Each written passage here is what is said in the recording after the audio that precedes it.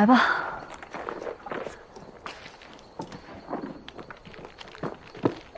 2、7，来1、2、7。哎，你这要干啥呀？送他去医院，总不能放在这儿不管吧？还是个好心人啊。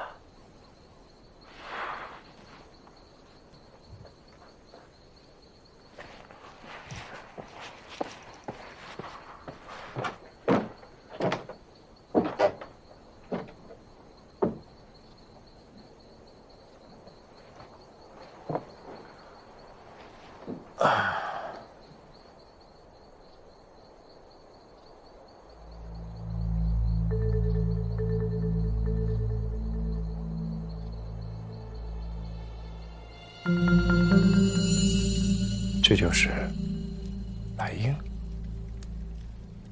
怎么不觉得是我？我就知道，这一定不是你。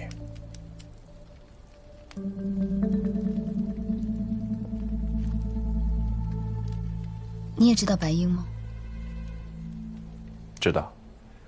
之前我们一起去太爷老宅的时候，他留下的那些东西，里面就有提到这个叫白英的女人。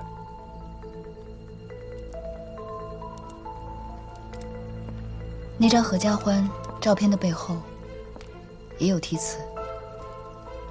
1946年冬，携妻、子游湖，有白英作陪。趁兴而来，尽兴而归。她是你什么人？孪生姐妹？孪生姐妹。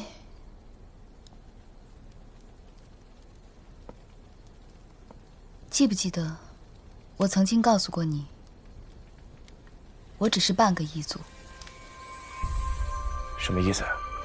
难道你和白英你们俩各自都是？你猜的没错，我跟白英，谁也不是真正的司藤，我们都只是那个叫司藤的一半。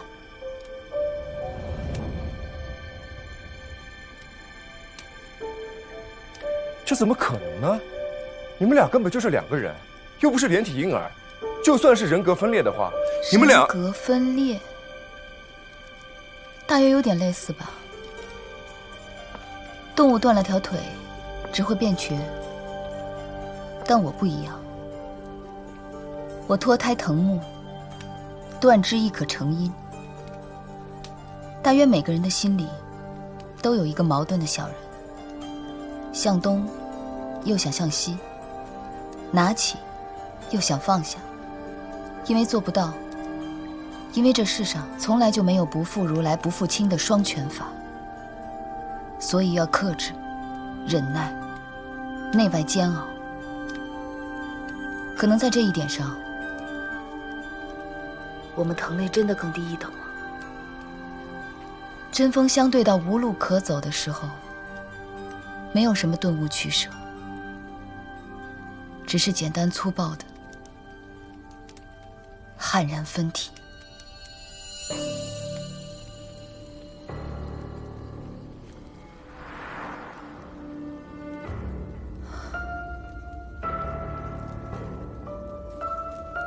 邵延宽跟你求婚，为什么不答应啊？嫁给邵延宽吧，不要再做异族。异族有什么好？ 被玄门追杀，被众人嫌恶，哪怕活个千年万年，也不如一世红尘，及时行乐。笑话！我们和人本就天定殊途，学什么谈情说爱？再说了，邵延宽究竟是个什么人？苍城山现形那一次，看得还不够清楚吗？如今几句甜言蜜语，就让你迷了心性，昏了头了。我相信他这次对我一定是真心的。再说了，老话不都说了吗？只羡鸳鸯不羡仙。他那是明显的已有所图的曲意逢迎，哪里来的半点真心？哎呀，嫁给他吧！闭嘴！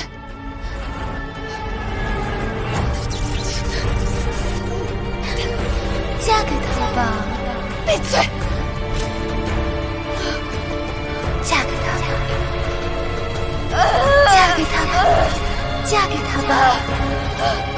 嫁给他吧！嫁给他！嫁给他吧！嫁给他吧！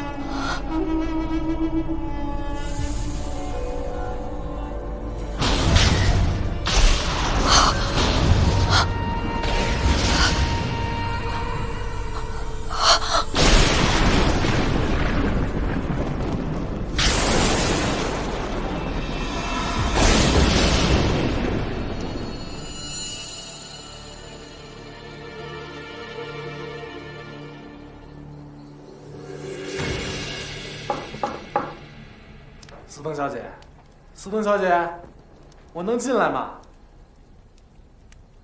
去开门吧。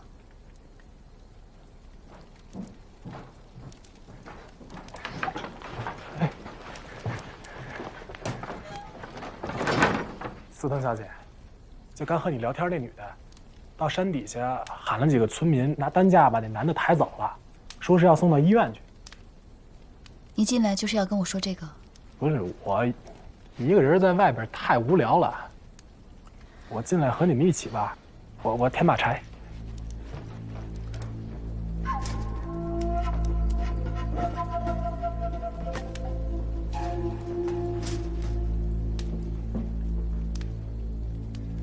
那你们分体了之后，接下来呢？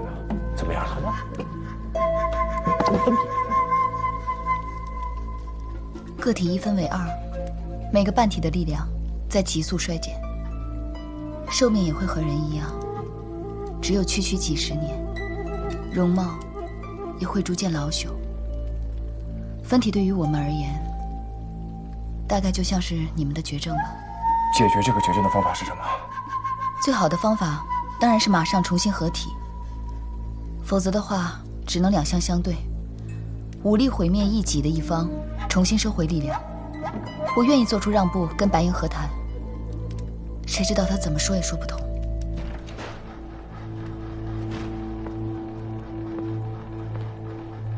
他觉得邵延宽明明知道他不是人类，还跟他求婚，是因为爱他，爱到无法自拔。更加印证了邵延宽是一个值得托付终身的好男人。我只好亲自出马，暗中跟查邵延宽，证明白鹰是错的。你可是好些日子没来了，还以为你把人家忘了呢。这不是最近忙吗？忙什么？忙着大费周章和戏园子里的姑娘求婚。哟，你这是吃醋了？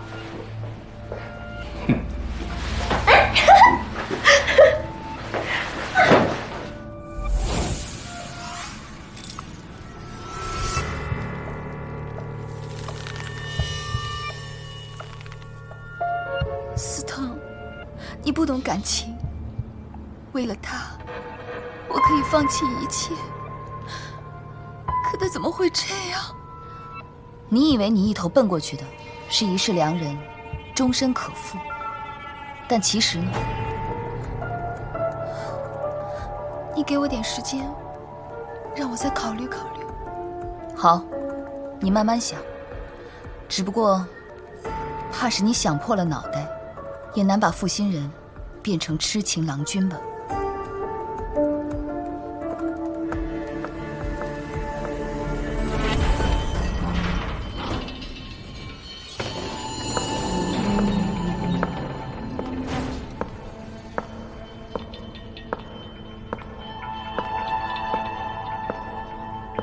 来了，告诉我吧，你的决定是什么？你先听我说。这几天呀，我仔细的想了又想，严宽，他不过只是一时糊涂，色迷了心窍。当时对那个女人说的那些话，不过只是逢场作戏，当不得真的。严宽还跟我说了，他跟那个原配纯粹只是父母之命，毫无半分感情。我才是他真正深爱着的人。他会光明正大的娶我过门，该有的规矩都会有，不会让我受半点委屈的。这种鬼话你都信？我当然信了。严宽之前的种种，只是因为还没有遇到我。待我到他身边之后，与他日夜厮守，还怕他对我不会一心一意吗？够了，我到这儿来不是要听你说这些。这么说，你是铁心如此，我们已经没得谈了。你说呢？既然如此，看来得让你绝了这念想才行。你要做什么？我劝不动你，那就只好去找那个让你动了凡心的人。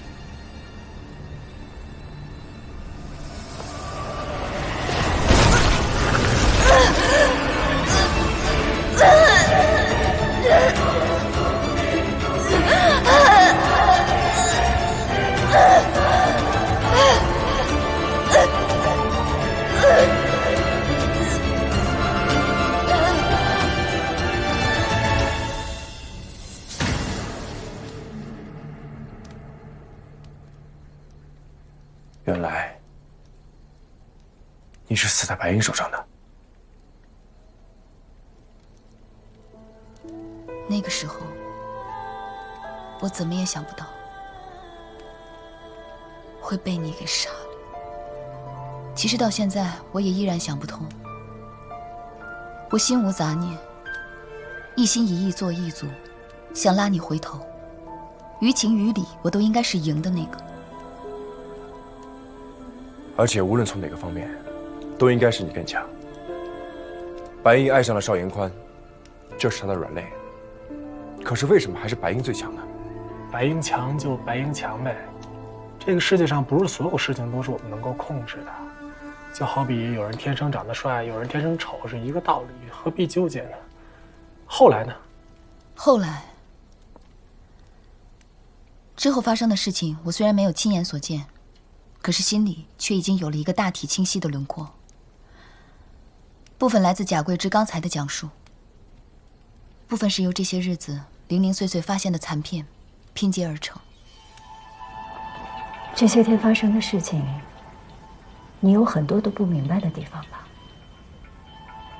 没事儿，我现在有的是时间，我可以慢慢说给你听。从哪说起呢？对了，就从白鹰小姐说起吧。你说这小姐这么讲了，大晚上来这儿？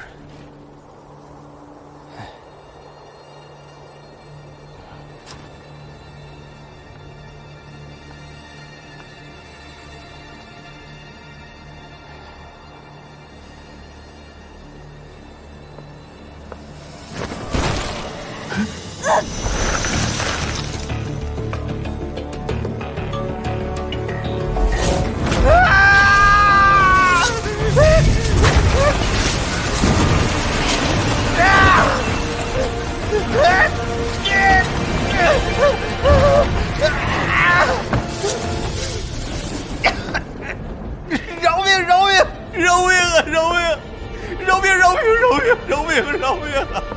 我不想死，我不想死，饶命！别怕，我不杀你。叫什么名字啊？我叫贾三儿，贾州排行第3。贾三儿啊？是。把头抬起来。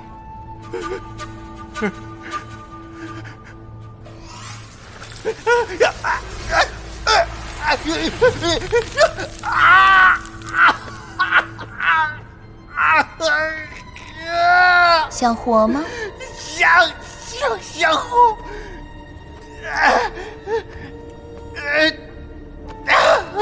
你要是听话的话，就用不着受这份罪。我听，我什么都听您的，什么都听您的，什么都听您的，什么都听您的。那就帮我办件事情吧，带着这具尸首，举家搬迁。搬迁？搬哪儿啊？达纳。然后把这具尸首好好的安葬。你要世世代代守着它。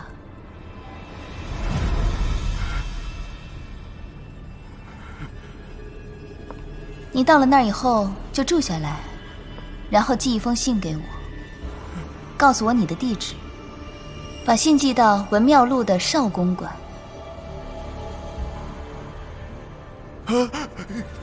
记住了，把他带到达纳，然后告诉你地址，然后再听您的吩咐。寄到少公馆的那封信，收件人写白鹰。看着我，记住了，我叫白鹰。记住了，白玉小姐，记住了。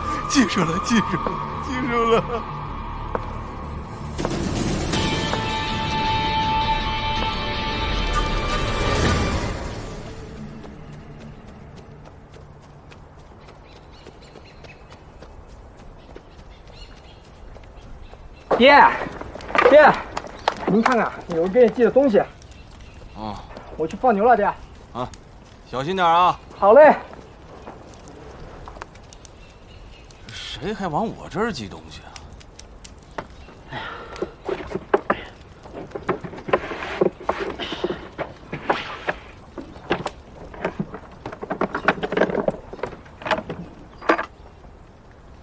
什么东西啊？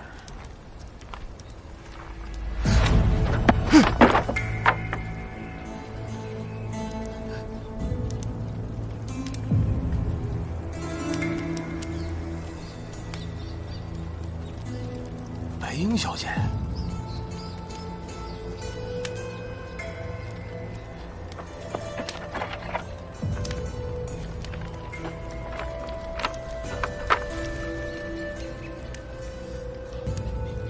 银票，信。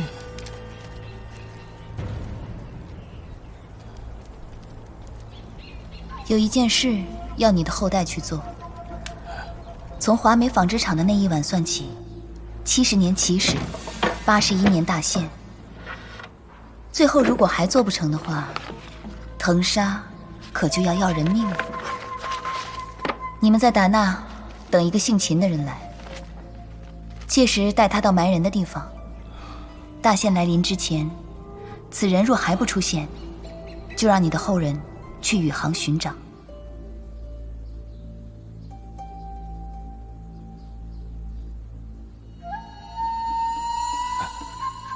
白鹰小姐，您放心，我会告诉我儿子，也会让我儿子告诉我孙子，一定会记住您的样子。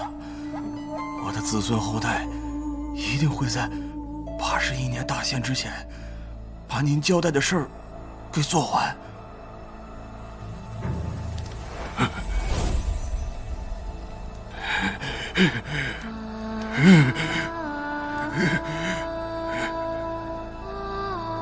81年大限，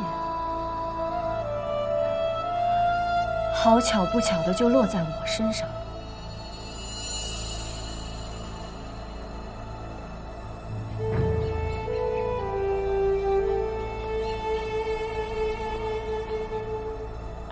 东西找着了。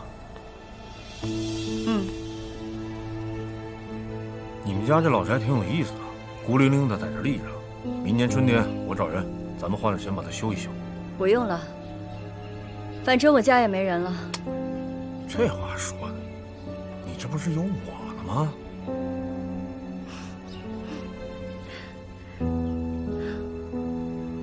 老赵，你曾经对我说过，如果以后我有什么事情吩咐一句，你水里火里豁出命都会给我办，这话还算数吗？算数啊！我赵江能说话一定算数，更何况对自己老婆呢？说吧，什么事儿？我想让你帮我找一样东西。什么东西啊？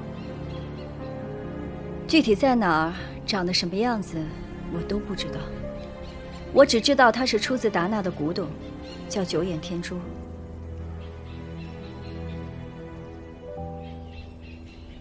行。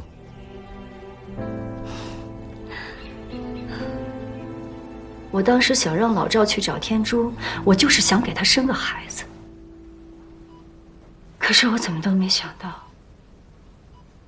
他会因为这件事情被你给杀了。对不起。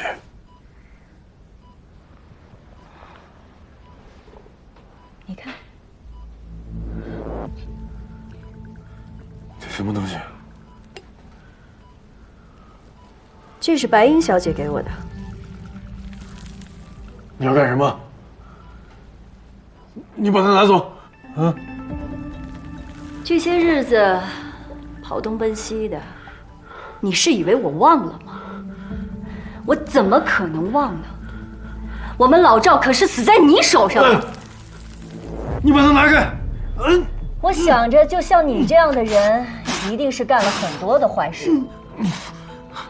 手上也不止我们老赵一条人命，一刀子捅死你，也太便宜你了。所以你得活着，长长久久的活着。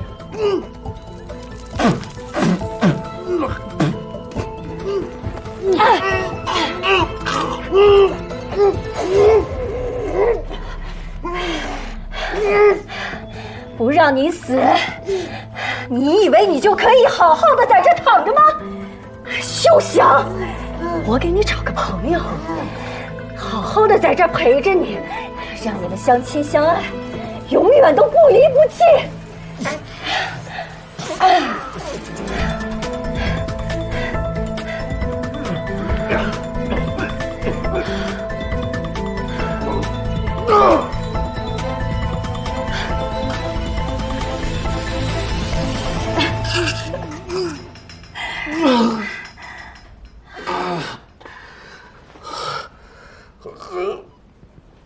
忙活了这么多天，你是不是特别想摸一摸那颗九眼天珠？可惜了，你这辈子都看不见，因为我让那颗天珠给我们家老赵陪葬。至于你，你就和这黑纱一起，慢慢的在牢里等死吧。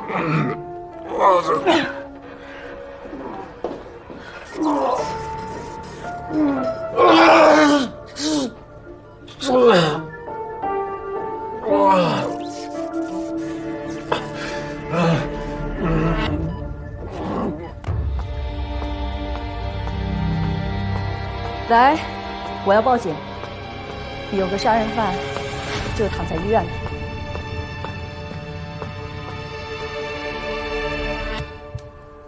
白英写给贾三儿的那封信里面，提到了一个养蚕缫丝的江南小镇，还有镇上的大户秦来福。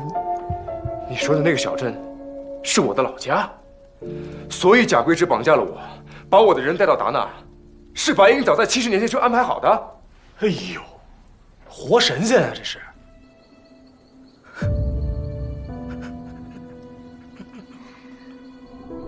我这一生草木百劫，视众如山，我一定会回来的。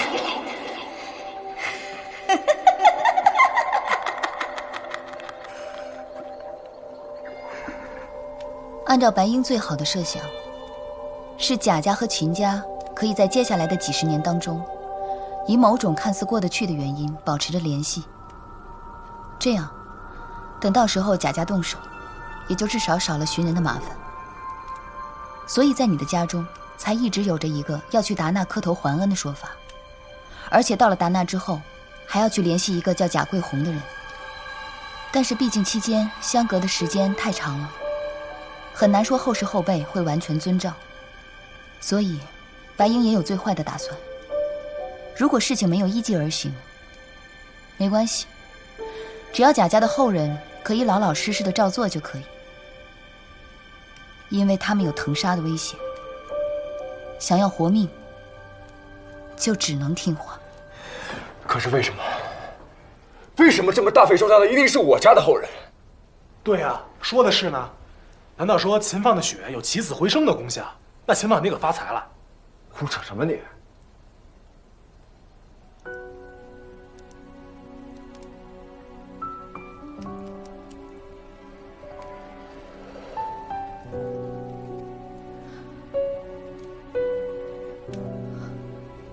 行了，今天就到这儿吧，我倦了。啊，是，今天的信息量太大了，咱们也都消化消化。啊，秦放。走吧。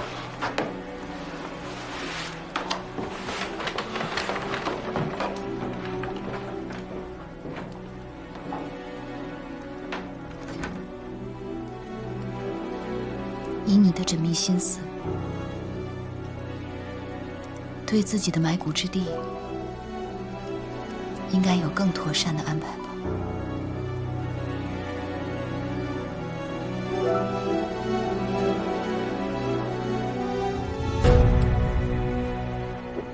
彻底懵了，别说是你了，我一个局外人听了都难以接受。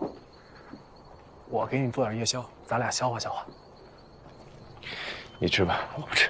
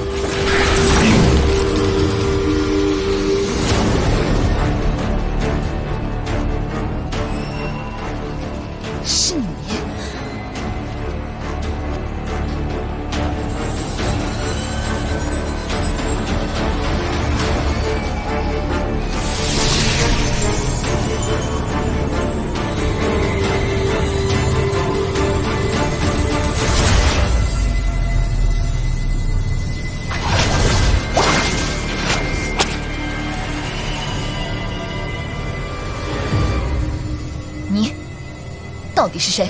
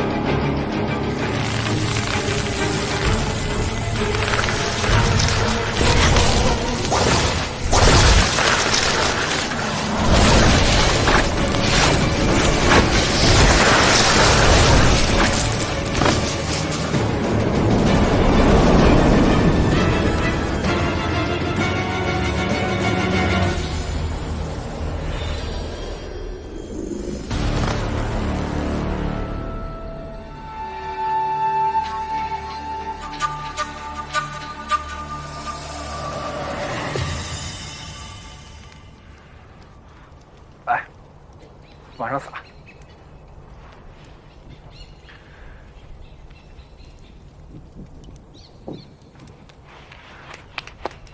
爸，你也别纠结，说不定就是你们老钱家的血对异族有特殊的功效。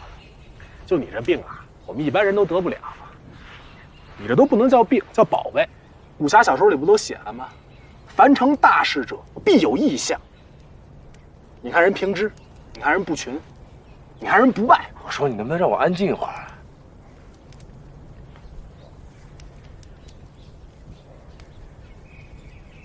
哎，差不多得了，你别老了。我尝尝。这个自个放下。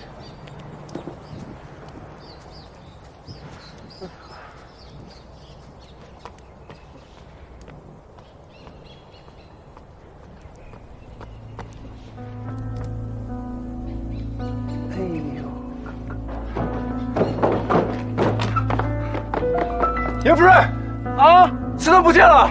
什么？不能找！哎，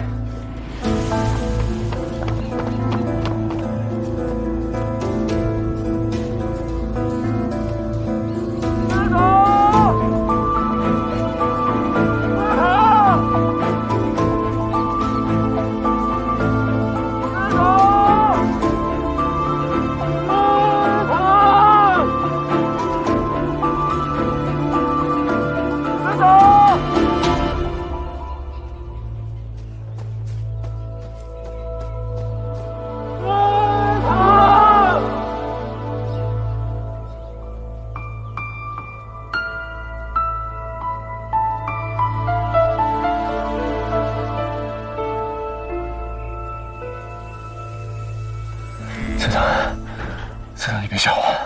刺藤，什么情况？怎么回事？杨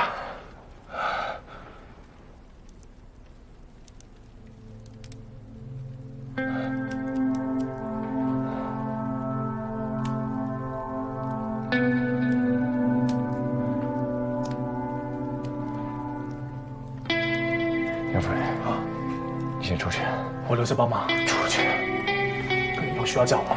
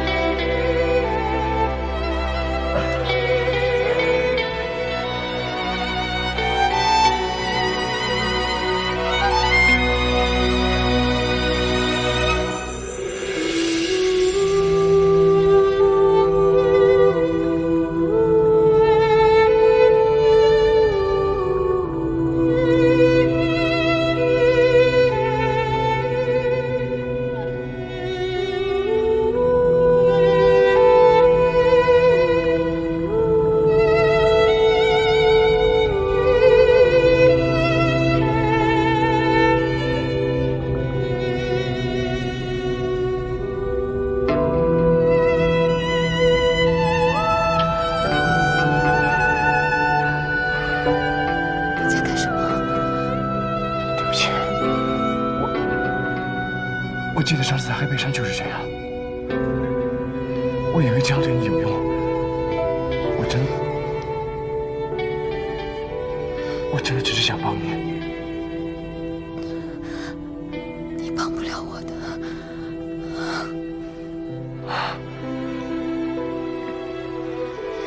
刺藤。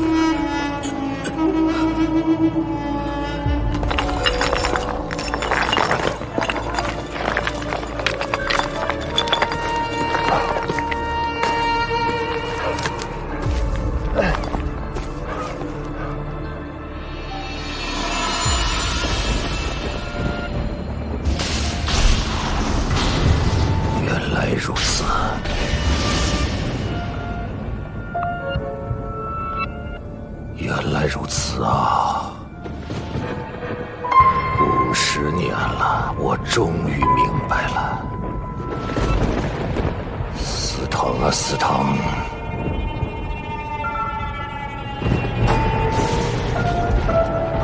念你机关算尽又如何？我既造了你，我就能杀了你。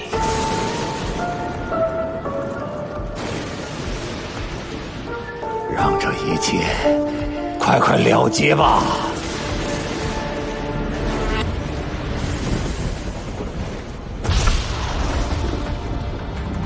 当年秋山一念之差，用此天外之物一别了那东西，种下恶果。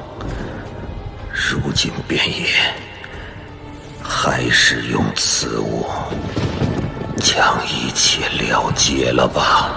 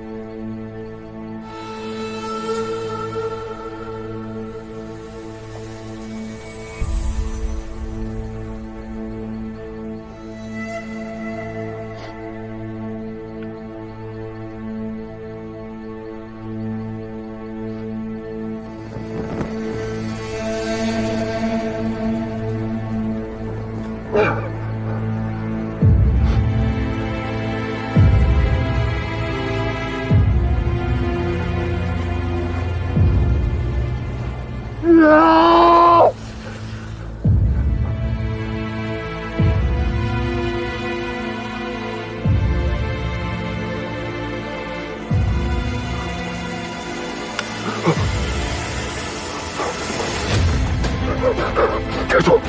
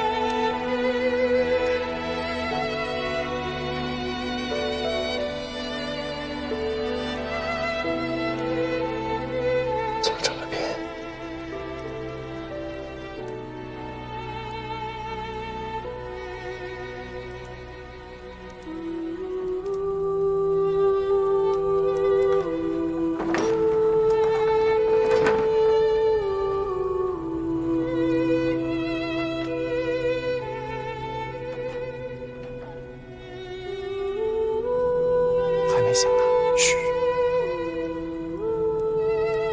我去弄点饭去，醒来肯定饿啊。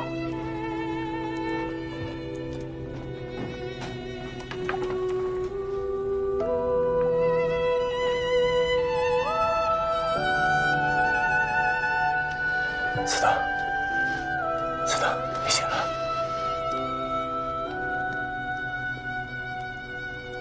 怎么样？感觉好一点没有？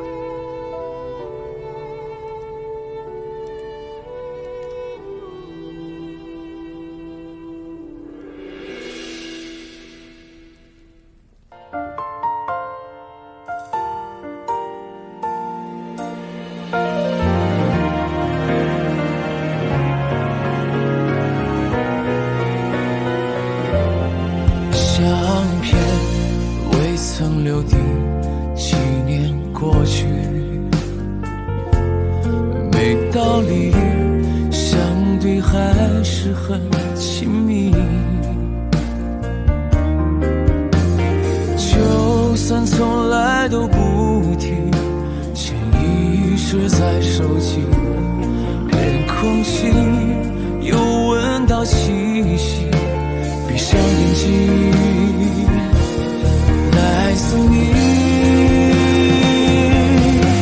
本可以没有顾虑，坚定的要在一起，走下去从来都不会怀疑。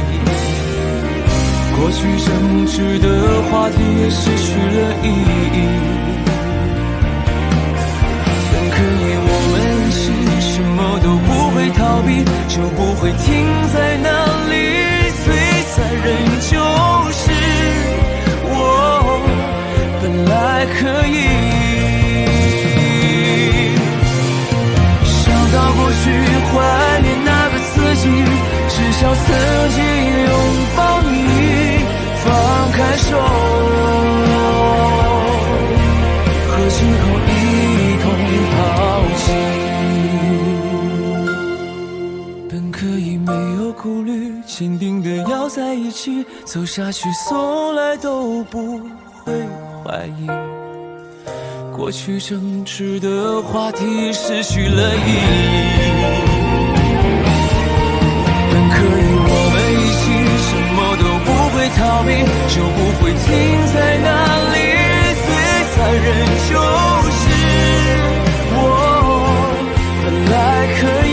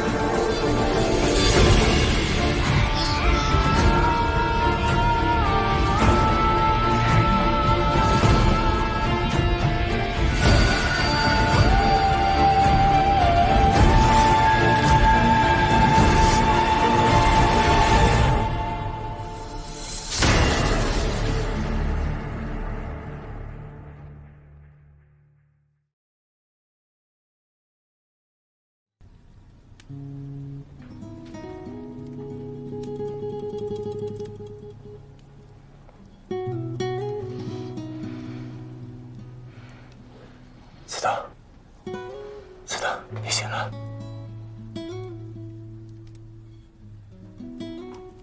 怎么样？感觉好一点没有？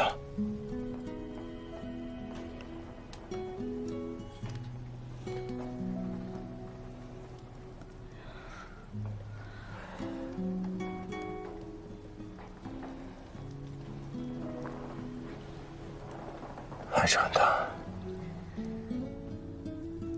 秦风，你出去一下吧。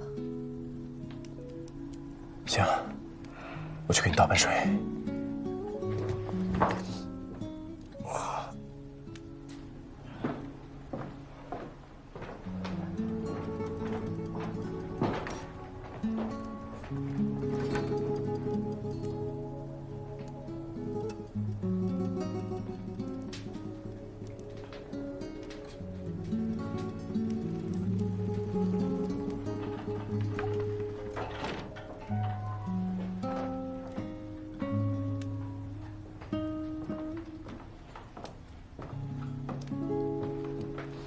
你干什么？我给你倒盆水，泡泡脚，暖暖身子。你太冰了。不用了。哎，不用了。别动。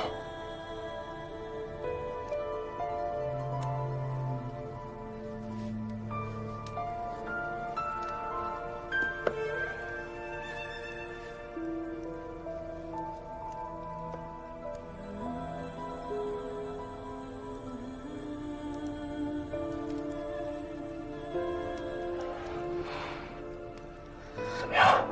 舒服点没有？你出去吧，我自己待会儿。那你好好休息，我去看一下严福瑞饭烧怎么样了。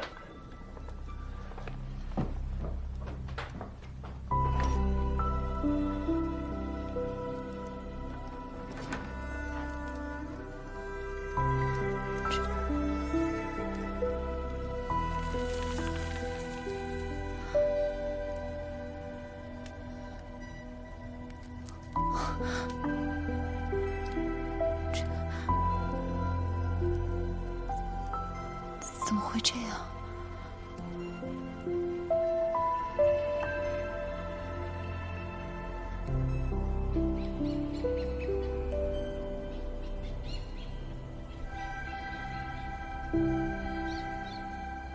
秦风，司藤小姐，你好啦！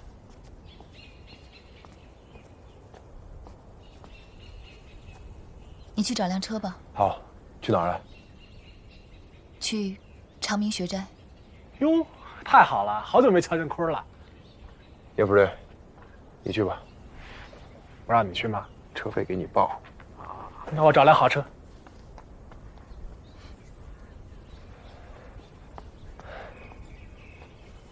司藤，你好点没有？好多了。白英小姐，白英小姐，我有件事想求你。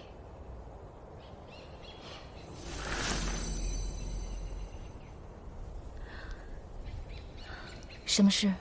说吧。我们贾家虽然没有完成任务，可是这么多年也算是尽心尽力。我下半辈子就留在达那，不走了。只想求白英小姐能够解了我的藤纱。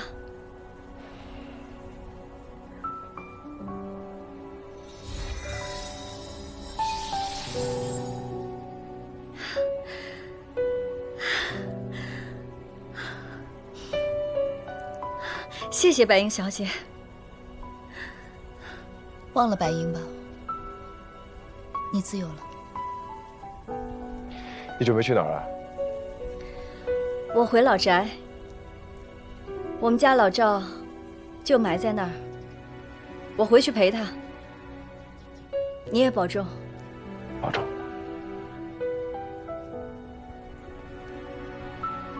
救白英的心肠可真够狠的，击盗腾杀，折磨了贾家80年。司党，像这样的人，你还要和他合体吗？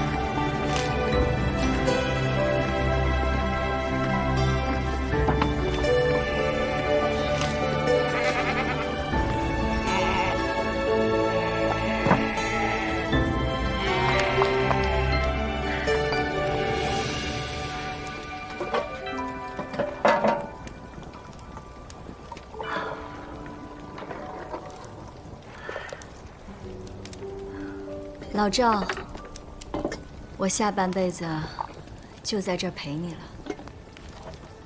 如果来生有缘，我们还能再相遇的话，我们都要好好的。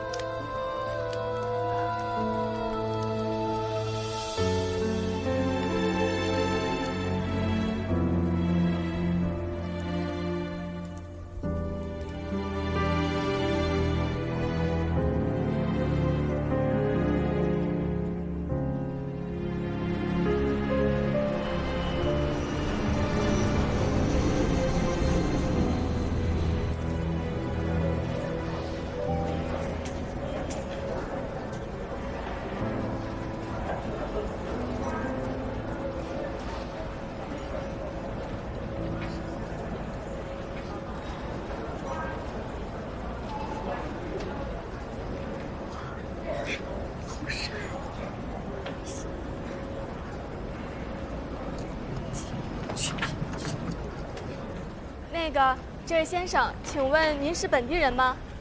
我不是。不是本地人，肯定是来旅行的吧？我们也是来旅行的，要不要一起啊？不用了吧？好了没有？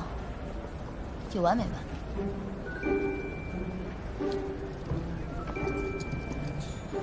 走吧。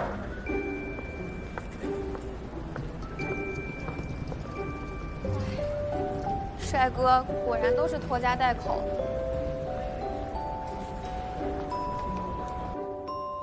哎，宽儿啊，你瑞哥都到了，人呢？赶紧出来迎接。到了，哎，我来，不会办事儿。严夫人。啊。秦放，嗨，斯登小姐。哦，我自从黑背山回来以后，师傅对我的信任蹭蹭直上， perfect。只是现在师傅身体不太好，上次司藤小姐的问题我问过师傅了。既然你来了，那你就当面和师傅聊吧。来，快请，里面请。来，走。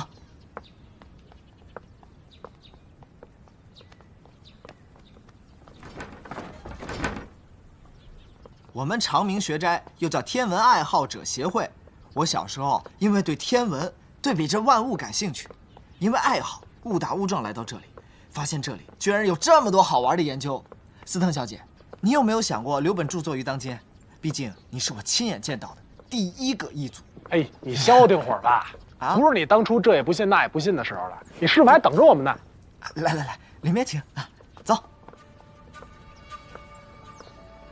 老玄师，在。我也不为难您，问您一个问题，回答之后，便帮您把藤纱给解了。当年秋山和李正元，还有黄玉，在灭杀我之后，把尸骨埋在哪儿了？你说此事，当年。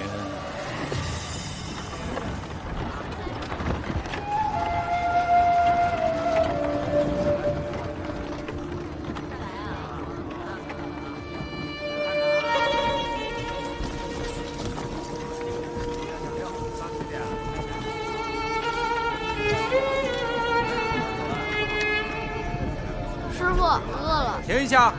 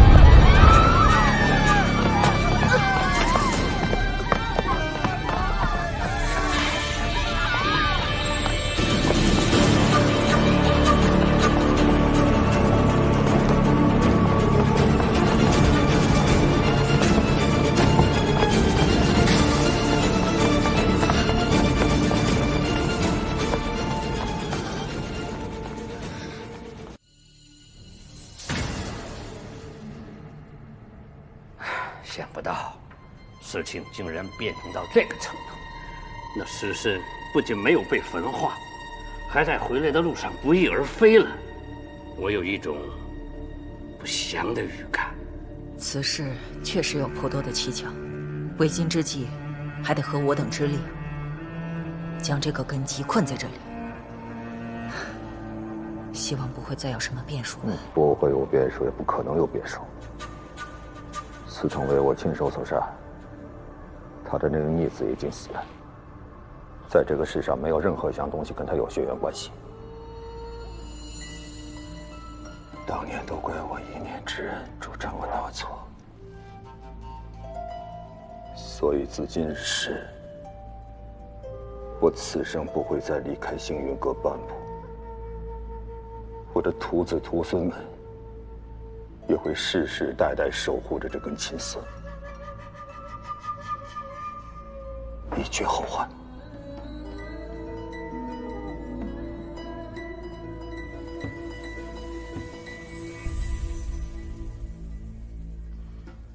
行，我知道了。司藤小姐，不知为何我总觉得，现如今的你好像与我幼时记忆中有些不一样了。不过年代久远，也许是我老了，记不清了。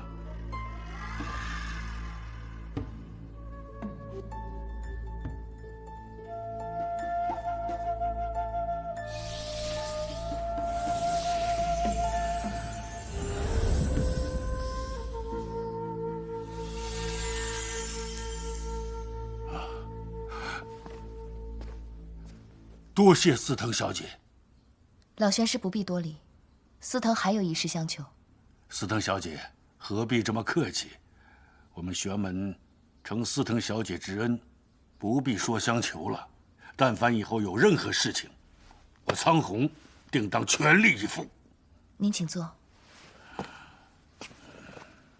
当世科技发展如此，我想知道一事：为何旁人都对我无用，唯有秦放的血，才能够将我唤醒？此事，司藤小姐，请放心，我会让乾坤配合，帮你完成此事。那就好。还有一个问题，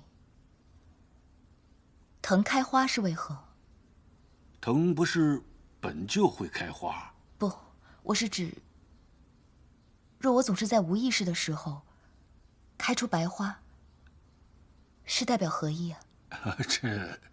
这司藤小姐就太难为我了。没事，多谢苍红会长，那验血之事便拜托您了。好啊，好啊，不过还要司藤小姐多多配合才好啊。乾坤，乾坤啊！师傅，你们聊完了？聊完了。这几天要好好款待司藤小姐和秦放哦。太好了，我就说来我们长明学斋就得好好多待几天，不能就这么走了。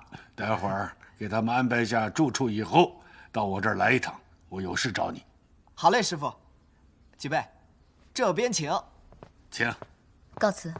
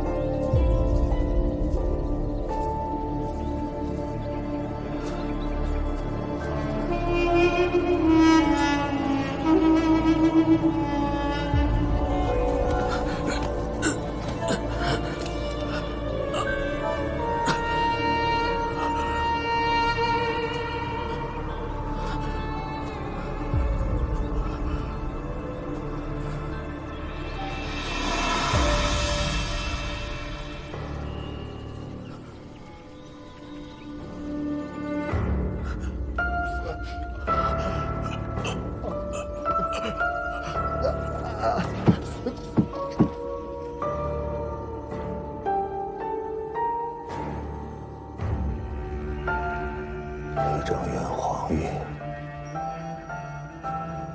都已经先去了，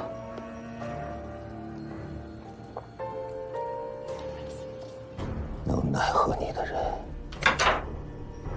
一个一个都死了。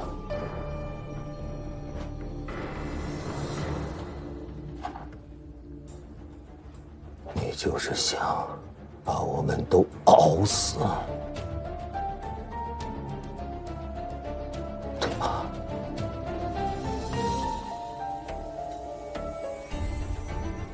痴心妄想。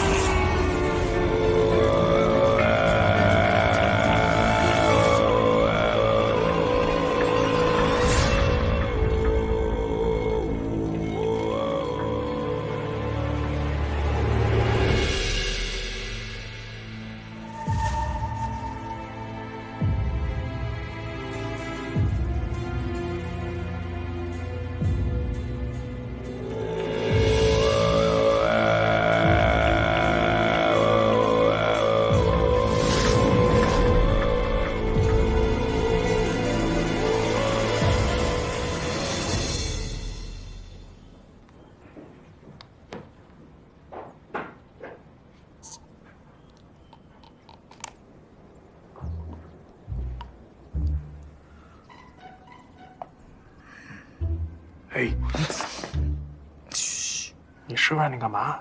打针啊？抽血。抽血？抽呗，抽谁？抽你的还不好抽啊？问题是，要抽秦放的。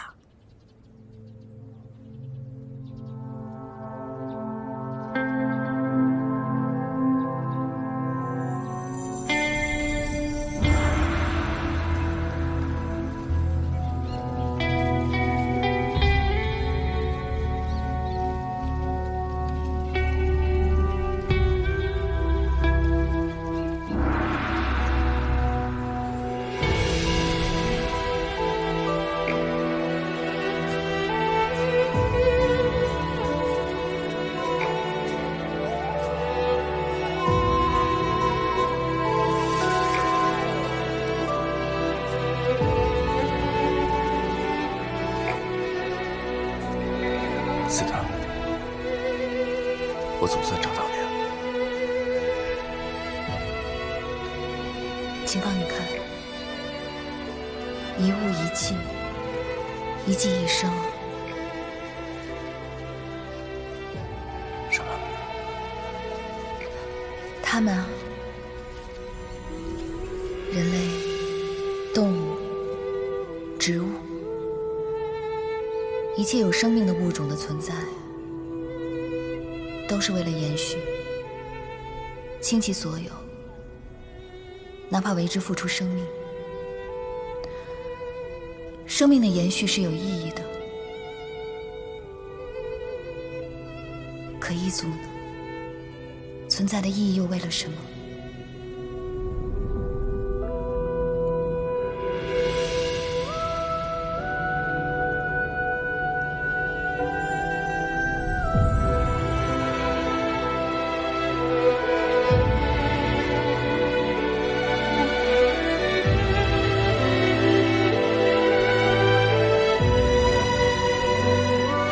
斯特，你的存在就是意义。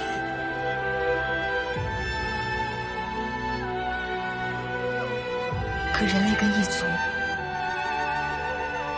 终究不可能。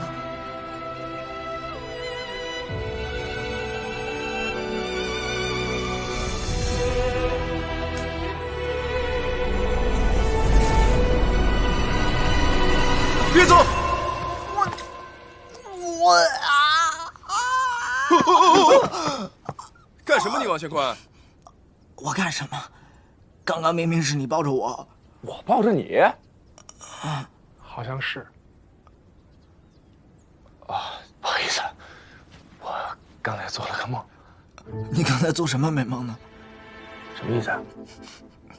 好，没事，你多晒晒太阳，对身体好。你在干什么？我在做实验。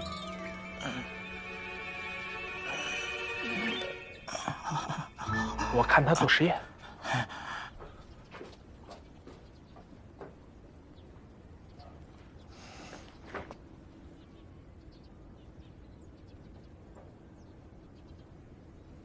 你怎么在这儿？陪我去走走吧。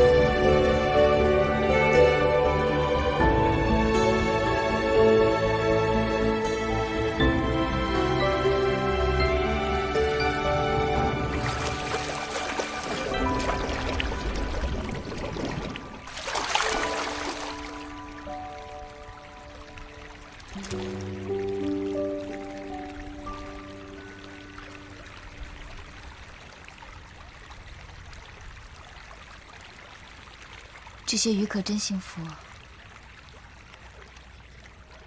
是因为自由自在吗？是因为它们可以一直和自己的同类在一起。斯特，你知道同类是什么意思吗？其实这与物种无关。你看它们始终向着同一个方向前进，并且会相依相伴地走下去。我认为这才是同类。相依相伴。那照你的意思，那条独自逆流而上的鱼，跟其他的就不是同类吗？这条鱼不过是有它自己想去的方向，和别的鱼不同罢了。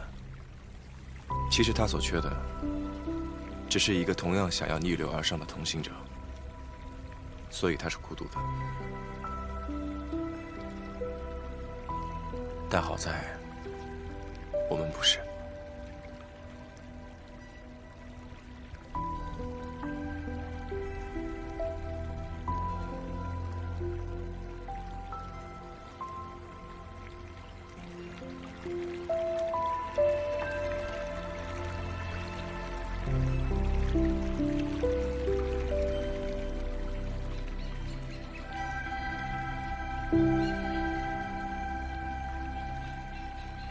这么美好的意境，你好意思破坏吗？我也不好意思啊。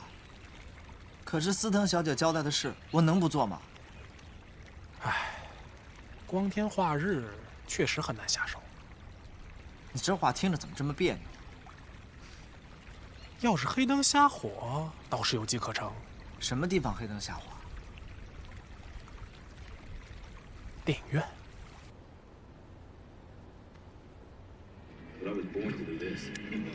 司藤，这是我给你买的无糖气泡水。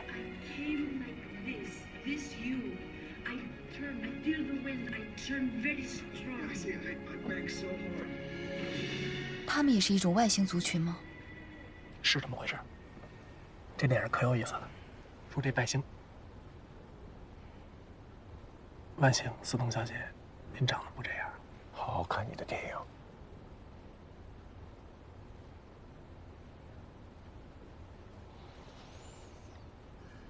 一个身残志坚的地球人，爱上一个阿凡达，你说审美不一样，他真的能接受吗？换作是你呢？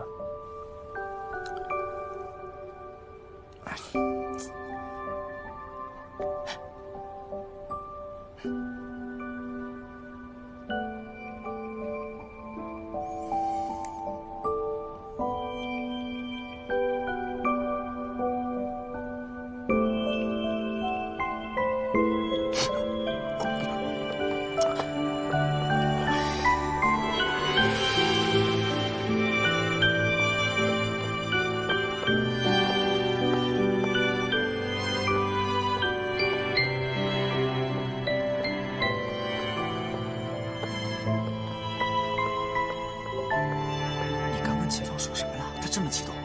什么？我说什么？你说的吗？我说什么了？你说一个地球人爱上一个外星人，审美不一样，他能接受吗？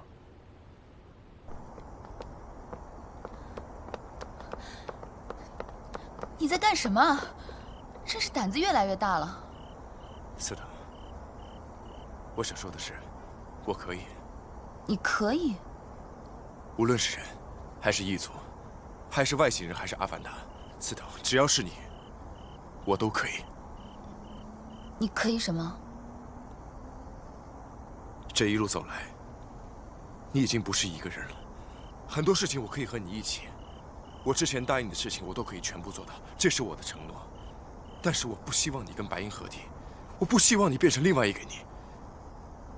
我喜欢的就是眼前的你。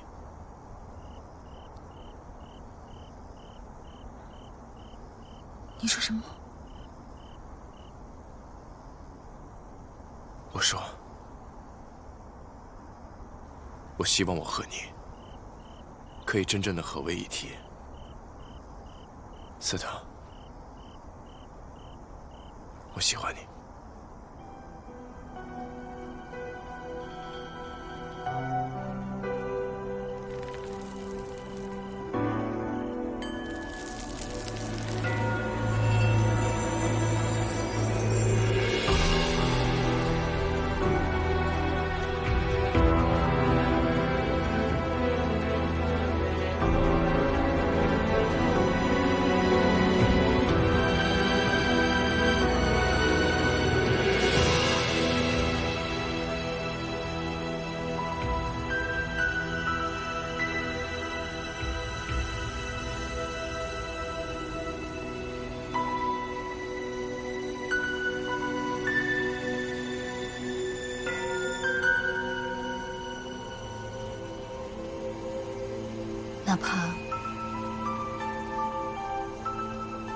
哪怕你是白鹰的后代，你也可以不在乎。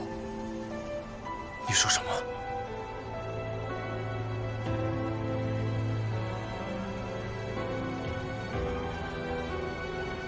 如果我告诉你，其实你是白鹰之后，或者是异族，万物在我眼中，不过都只是顷刻一瞬。可你一直心心念念做个完整的人，人可以不在乎此事吗？你在胡说什么？我怎么可能是白鹰之后呢？你若不是，为何你的血会让我复活？你若不是，为什么你会出现在达那？秦风，你当真可以不在乎吗？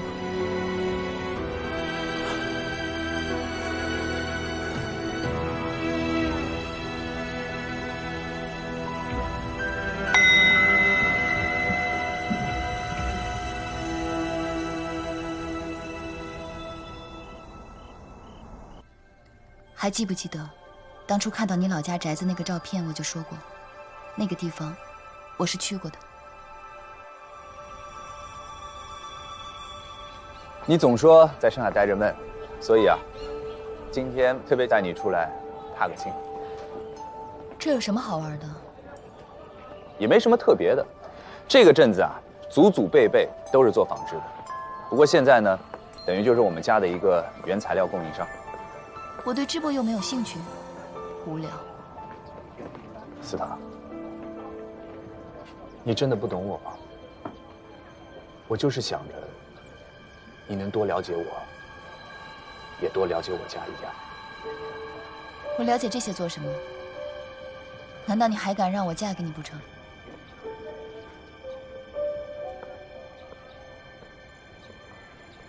总之，以后要是你闷，就到这儿来散散心。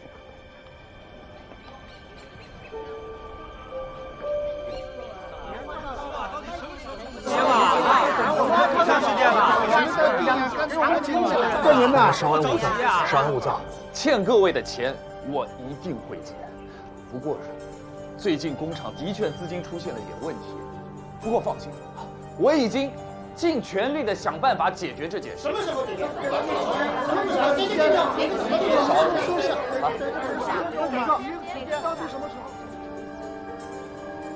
？3天。3天，就3天。3天要是不来，我们再找你。你再相信他一次。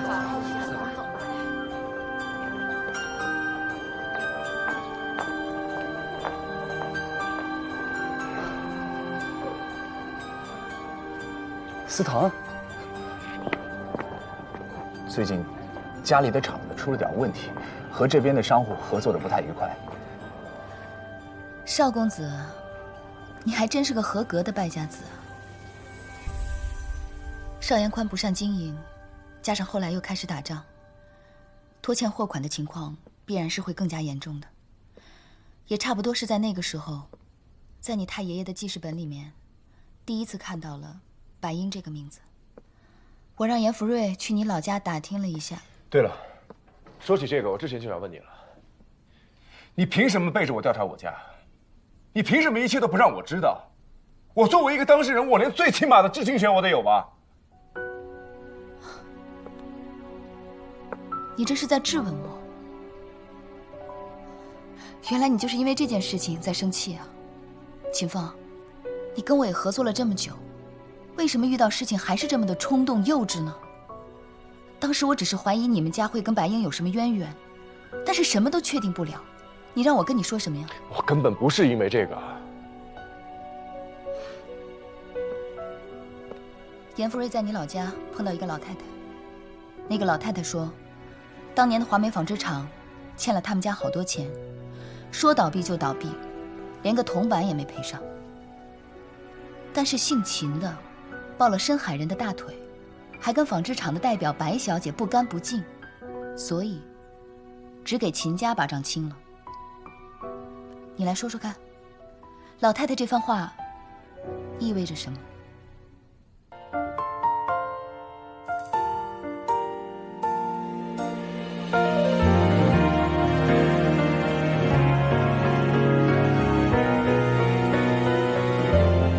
相片未曾留底，几年过去，没道理，相对还是很亲密。就算从来都不提，牵一纸在手机，连空气又闻到气息，闭上眼睛，来自你。本可以没有顾虑，坚定的要在一起，走下去从来都不会怀疑。过去争执的话题也失去了意义。本可以我们一起，什么都不会逃避，就不会停在那里。最残忍就是我本来可以。到过去，怀念那个自己，至少曾经拥抱你，放开手，和今后一同抛弃。本可以没有顾虑，坚定的要在一起，走下去从来都不会怀疑。过去争执的话题失去了意义。本可以我们一起，什么都不会逃避，就不会停在那里。最残忍就是我本来可以。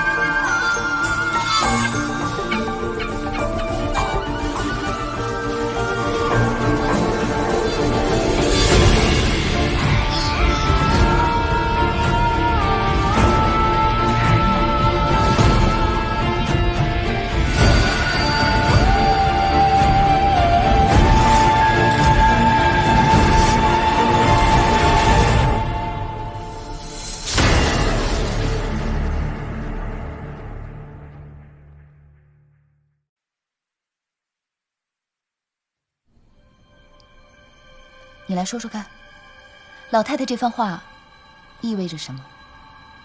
意味着当年的邵家，瘦死的骆驼比马大，账款全清肯定不太可能，但是清个1、2家应该没问题。我太爷爷当时肯定是焦头烂额，这个时候，白英却以纺织厂代表的身份突然出现，解了我太爷爷的燃眉之急，使得他感恩戴德。没错。这就是白英和秦来福交往的第一步，毫不刻意，无比自然。可是为什么选中我们秦家呢？贾三儿是误打误撞选中的，所以要以藤纱约束。但是帮他养亲儿子的这个人，他必然会仔细打听对方的人品还有为人处事。想必你太爷爷或许也是因此入了他的眼。但是不管是选了秦家还是别的谁，都没有太大的关系。总之，他选了谁，你就会跟谁姓。不对，你这是在误导我。你刚才说的那些，只能证明白英和我太爷爷认识，又或者说，我太爷爷受了白英的恩惠，帮他做事而已。这证明不了什么。你还记不记得邵延宽的曾孙子邵庆？记得，开饭馆那个。那你记不记得他当时是怎么说白英的？这个二太太古怪得很啊，身世也很古怪，跟我们家里的亲戚都不怎么来往的，有的时候突然就走了，一走好几天，人都找不到了。他偶尔消失的几天，应该就是去找了秦来福。白英跟秦家一直保持着联系，直到他死之前的那个冬天，还一起游了湖。你说的只能证明他们俩关系很好，证明不了别的。你太爷爷关于那场游湖的记载中，并没有提到白英是一个临产的状态，所以，据我推测，白英当时已经得知了秋山要来的消息，所以他也提前做了准备。于是他离开了邵家，设法早产，并把生下来的孩子交给了秦来福。而且，在那个年代，家境尚可的早已经有好几个孩子了，但是秦放，你太爷爷，却只有你爷爷这一个孩子。那又怎么样？在秦来福的另一个记载中提到，内人心悸气郁，白英送药，身上医师的确身怀绝技，白英根本就不通什么药使。妇人患病，自有乡里的大夫来操心，用得着他千里迢迢来送药吗？再说了，是什么药能这么快立竿见影？所以，奏效的根本就不是药，而是白英用了某种异族的方法，导致你太奶奶不能生育，这样才会对收养的儿子百般疼爱。你的意思是，白英为了让自己的孩子被收养时候能好好照顾，就得先害得别人断子绝孙？按照你们人类的想法，这样做的确是伤天害理。那如果换作是你，你会怎么做？如果换作是我，那我根本就不会跟邵延宽有任何的牵扯，也不会处心积虑的做这么多事，布这么个局，只为了苟延残喘的活下去。如果不能痛痛快快的活，倒不如干干脆脆的死。总而言之，白英在安排好自己的孩子之后，就让秦来福暗地设法从秋山那儿拿回自己的尸骨，按照指定的地点安葬。所以那4句诗根本就不是什么冬日游湖有感，更不是什么无病呻吟的伤春悲秋，而是白英在告诉我他的埋骨之地。你的意思是，就连那一晚的空难，白英尸骨的突然丢失，这些都是人为的？不然你以为呢？白英对秦来福这么好，先是以华美纺织厂的名义清空了他所有的账，然后又白白送他这么一个儿子，难道所要的回报只是为来到达纳磕个头吗？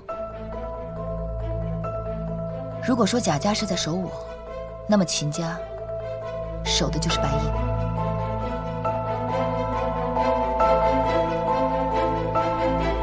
司长，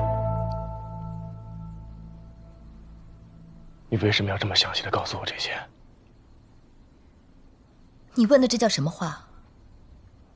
这是你自己的身世，难道你不想知道的越清楚越好吗？我不想，我就是接受不了。司长，我可以不在乎你是人还是野族，只要你是司堂就可以。可是现在你告诉我我是白英的后代，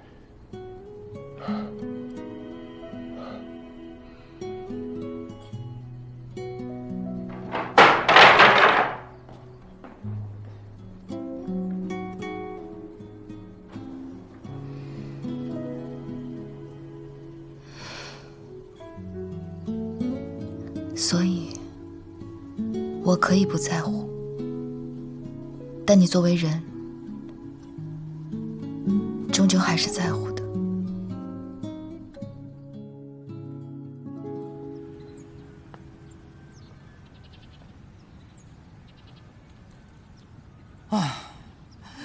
你说这活生生一个人，要我在他身上抽点血，有那么容易吗？这有什么可难的呀？有本事你上，你就找准机会，稳准狠，不就齐了吗？这任务又不是司藤小姐交给我的，是你师傅交给你的，怎么着还想违抗师命啊？我扎你信不信啊？你敢？你敢？我扎死你！你别闹！我干嘛？你给我突破我行，有能耐你突不行。王旭坤，你别动我！到。我问你，有什么办法可以检测血缘关系？啊？啥？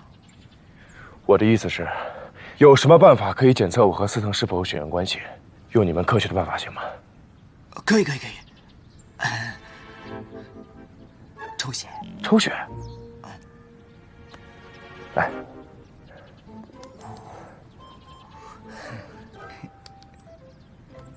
赶紧走啊！抽血去。有句话叫什么来着？得来全不费功夫。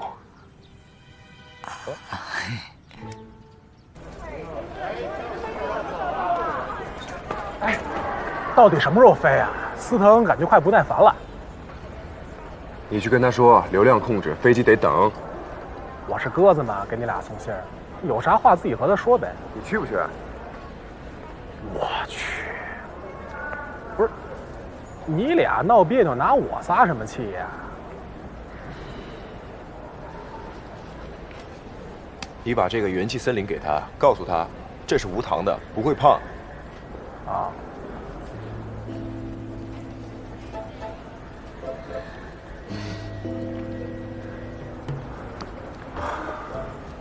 多大了还使小性儿，幼稚。放说还得再等会儿，他给你拿水。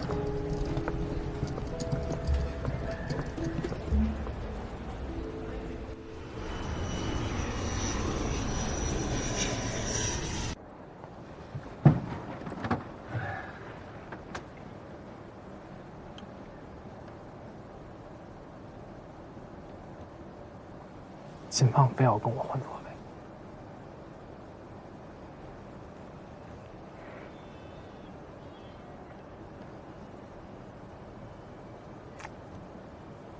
我觉得秦放最近啊，非常的不对劲。他现在连话都不跟你说，以前哪敢这样？啊，也就怼我。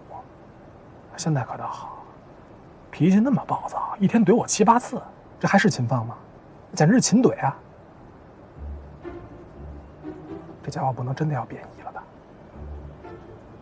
哟，司藤小姐，那你可得盯紧着点儿。真要是出了什么事儿，也就你能镇得住的。你说我说的对吧？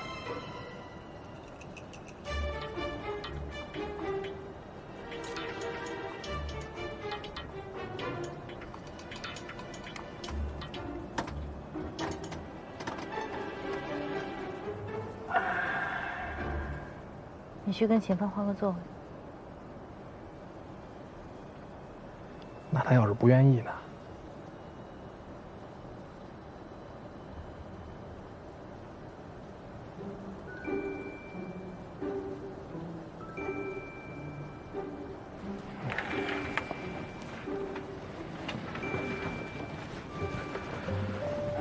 行吧。干嘛？司藤小姐让咱俩换个座位。不换。司藤小姐的原话是这么说的：你换也得换，不换也得换。你要是不愿意走着去啊，你就给他滚过去。啊，跟我哼什么呀？我就是个传话筒，有能耐找司藤小姐撒气去。拿着鸡毛当令箭是吧？啊？你甭管什么毛做的箭，司藤小姐射的箭，你就得挨着。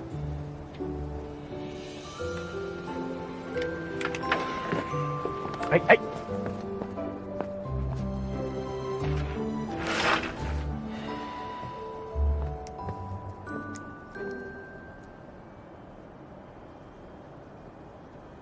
你用不着跟我闹别扭。等到了宇航，完成最后一件事情，你就算是解脱了。就算我解脱不了，我也不希望你跟白银和解。为什么？还能为什么呀？贾三误打误撞侥幸这件事情，从此举家迁徙，秦家被他害得无子，还得帮他养儿子，还得把他当成大恩人看。他为了保护自己的孩子，把别人的孩子都不当人面。我知道，我没有资格评判他，也不能用人类的道义来指责他。但是我想说的是，如果当时在达纳复活的是他而不是你，我是不会帮他的。哦，是吗？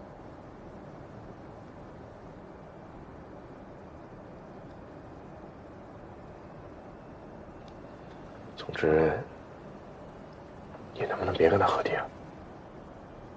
我念在你是因为刚知道自己的身世来历，心中难免会有波澜，所以一直不跟你计较。但是凡事要有个度，我应该做什么事情，轮不到你来指手画脚。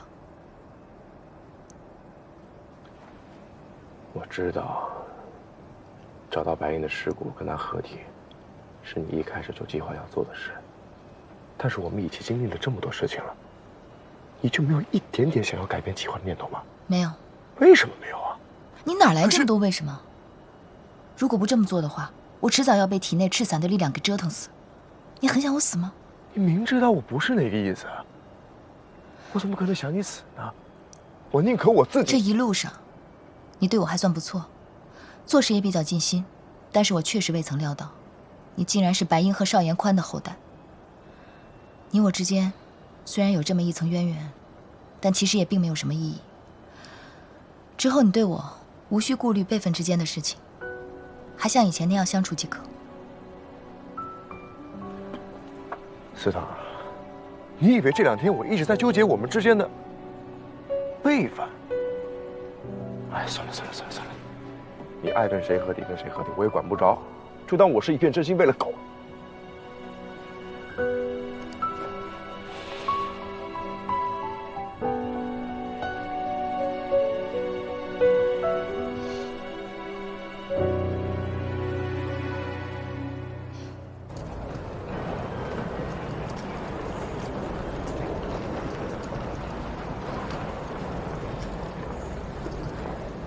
秦凤，我想找个清静的地方休养。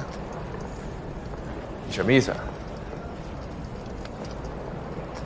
你家太吵了，不住哪儿？他家别墅多清静啊！那你想住哪儿？随便。你的意思是随便哪边都比我家强是吗？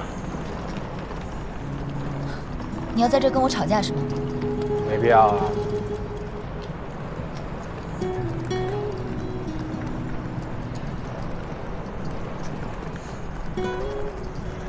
行，你住我家，我住公司。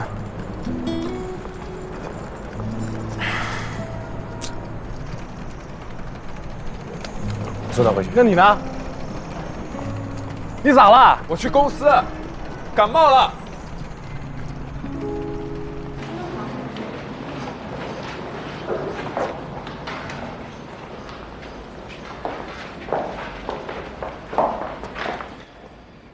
哎，秦总，之前交代你的事情都办完了吗？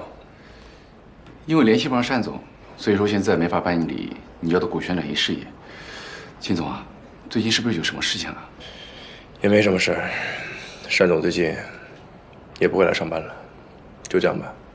哦，哎，秦总，这绿植我们也能摆吗？毕竟以前单总说过，办公室不让摆绿植。摆。哎，好。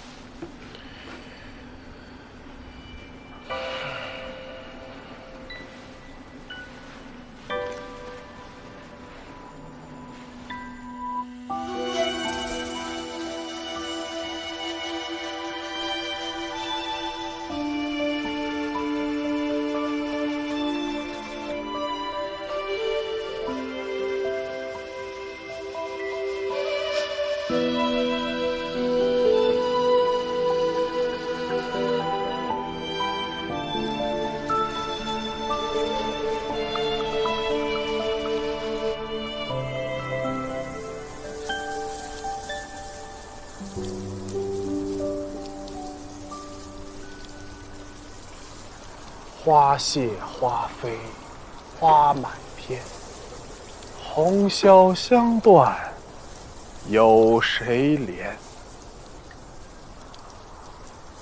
游丝软髻飘春榭，落絮轻沾扑绣帘。闺中女儿惜春暮，愁绪满怀无事处。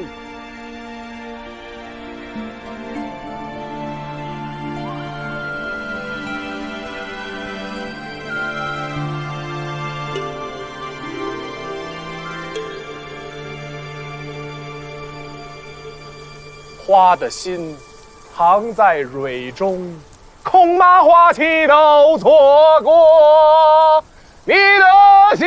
严福瑞，闭嘴！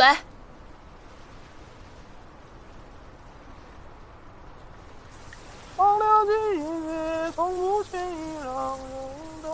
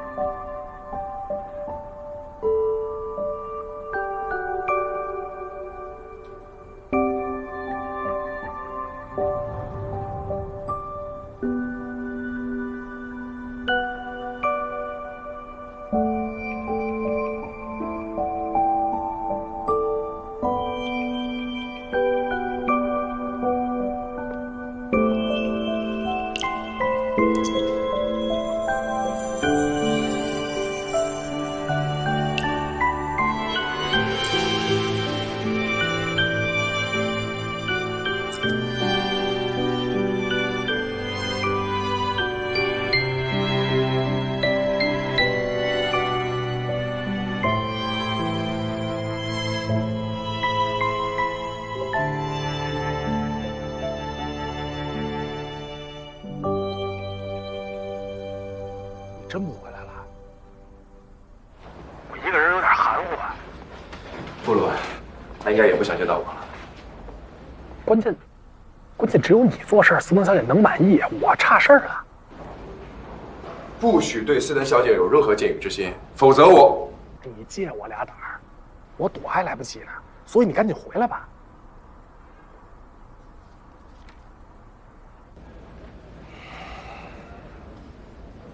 不了。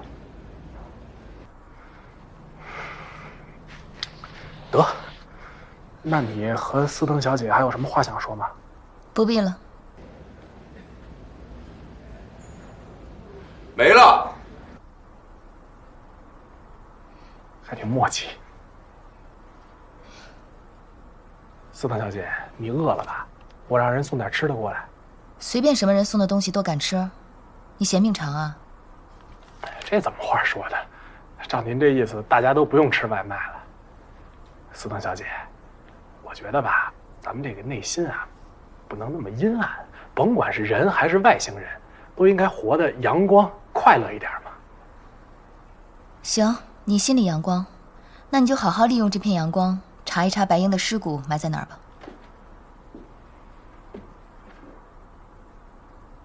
我咋查呀？我心里的阳光又不是探照灯。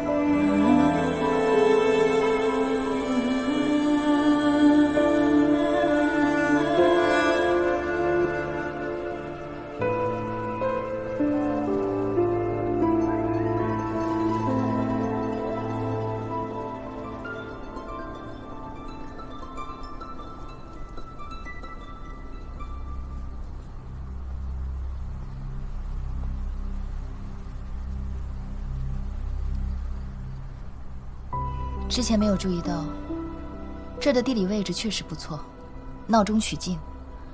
一开窗就是华丰塔，清晨是一湖静水披薄雾，傍晚是一抹斜阳上华丰。漂亮，好诗啊！文化人就是不一样。让我说，就是一盆洗菜水里站一大倭瓜。跟你说这些，真是对牛弹琴。啊，司农小姐，你饿了吧？我给你弄点吃的吧。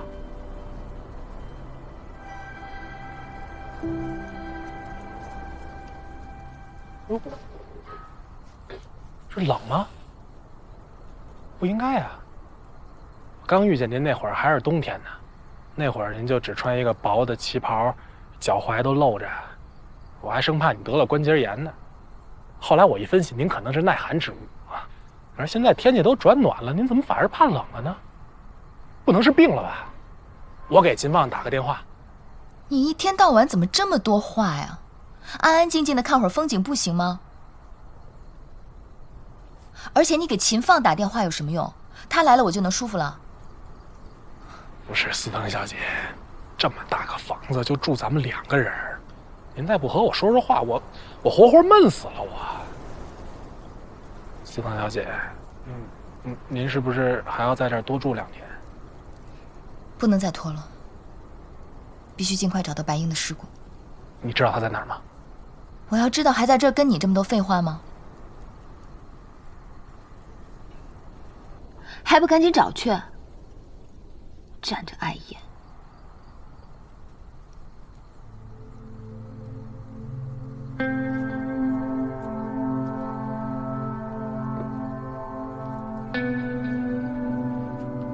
你就是嫌我烦，大晚上让我找尸骨。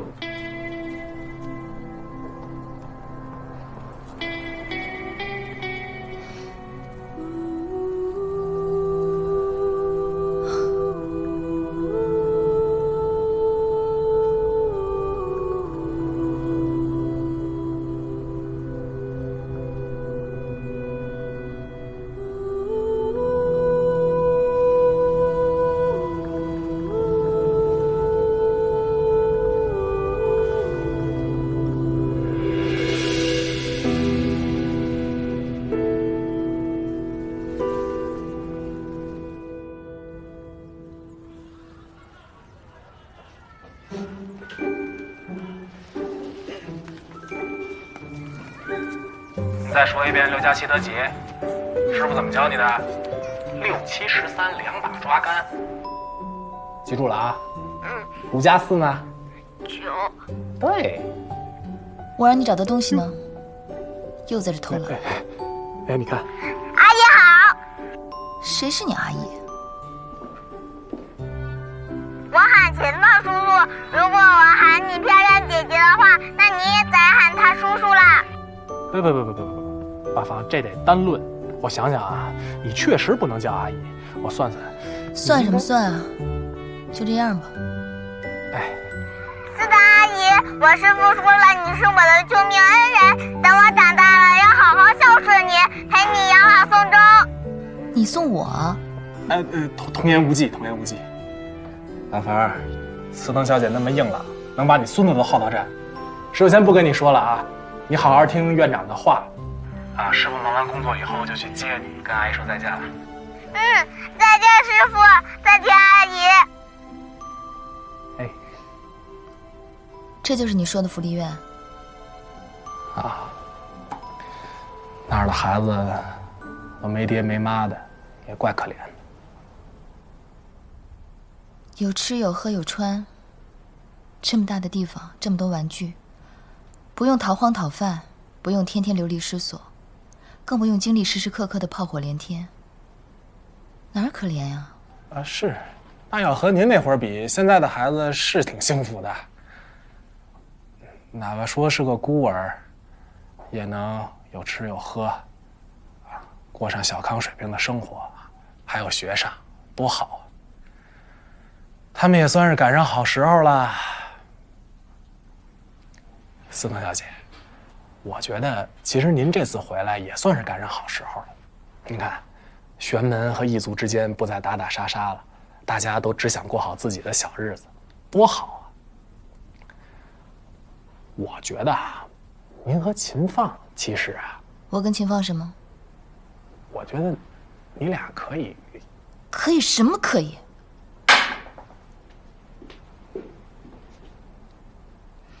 手机给我。干嘛呀？学习。咋还急了呢？你和秦放怎么就不可以给我开个串串店？秦放出钱，我出力，你出气，多好。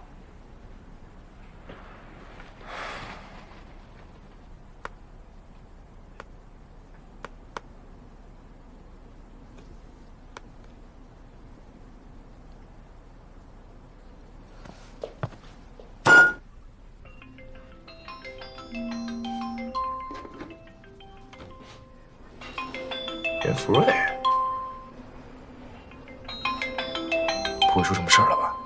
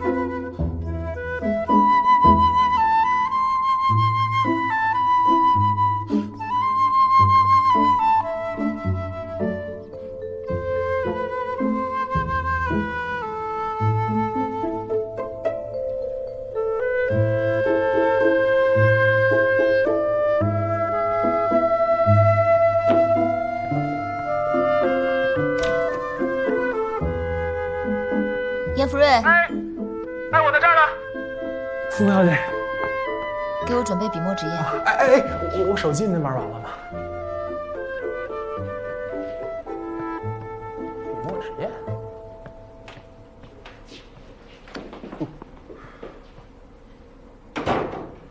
秦放。你和苏东小姐试了一篇？没有啊。怎么还学会跟我睁眼说瞎话了呢？那没视频，这打通了干嘛呢？浪费我流量，还是和苏东小姐相面呢？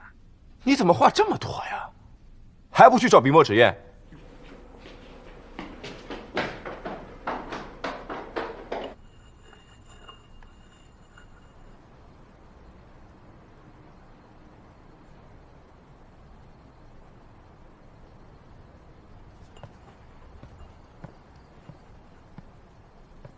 好了没有？差不离。这么慢？您就知足吧，这年月谁还有研墨的本事啊？我又不是墨斗鱼，能整出点就不错了。让你做点事儿，怎么那么多废话？秦放也是，这节骨眼闹什么脾气啊？让我一个人伺候您这活祖宗。你要敢再多说一个字，我有办法让你闭嘴。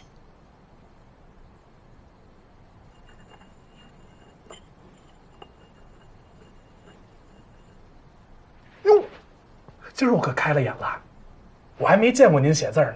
您那个时代的人都是笔墨丹青吧？您的字儿一定尤为美，所谓字如其人嘛。怎么不写？在酝酿情绪，要写诗。我去赏月。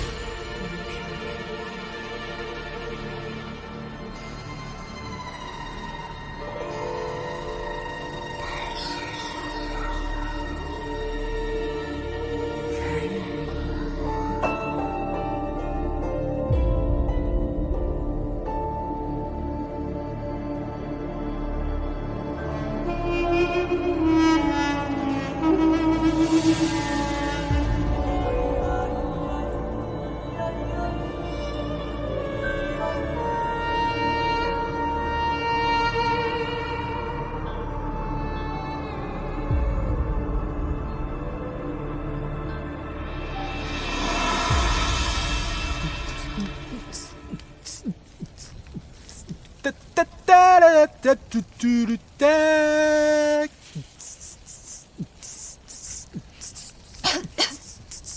严福瑞，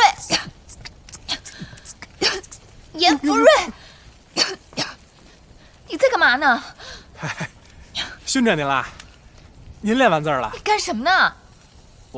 我有我擅长的呀，烤串啊，甭管是天上飞的、地上跑的、水里游的，只要是国家允许的，我都能给串上。你真以为在度假呢？哎，斯登小姐，我看得出来您最近烦心事儿太多了，我又帮不上什么忙，所以我就想说，我们人类有句话说得好，没有什么烦心事儿是一顿烧烤解决不了的，但凡有就给他2顿。您得着。不吃荤是吗？来蔬菜。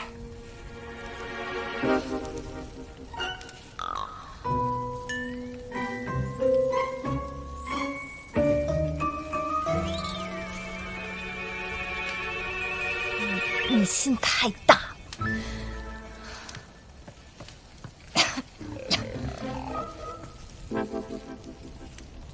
烟是太大了。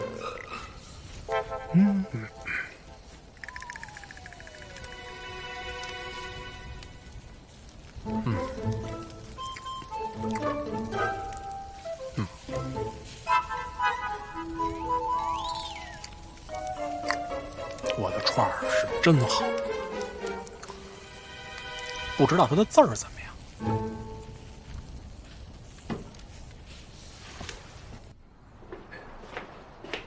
嘿，真是好字儿。古稀残白，扶阳迎雪，风照黄芒，上水荒芒，什么意思？白雪茫茫，残影慌慌，夕阳照水，古浮风沙。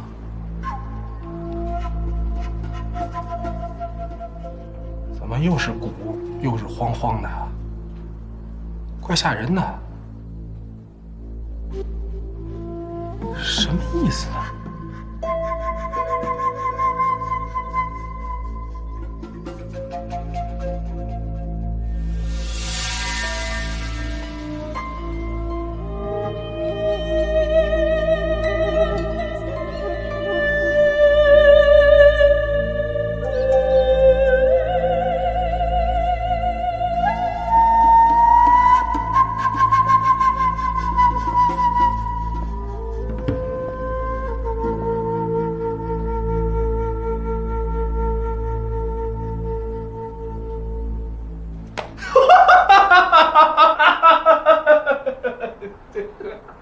严福瑞，你一大早在这干嘛呢？我想到了，想到什么了？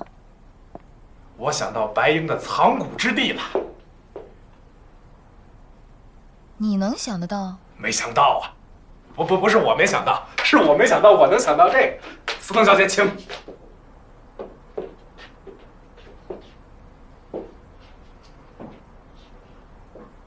这整件事的端倪，就藏在这首诗里。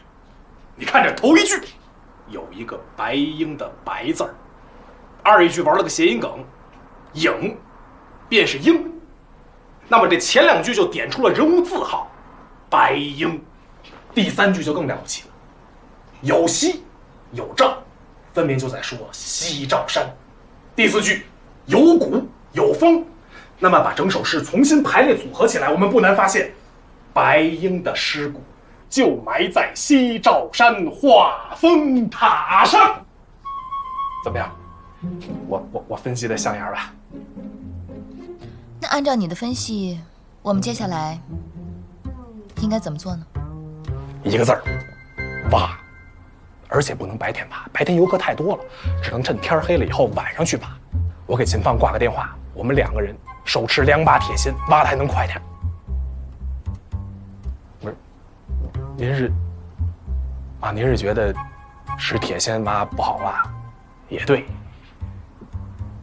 那拿啥挖呀？可以用你的脑袋挖呀，反正都已经这么多坑了。斯登小姐又取笑我，我这不挺好的吗？我分析的，你看，说秦放，秦放电话就来了。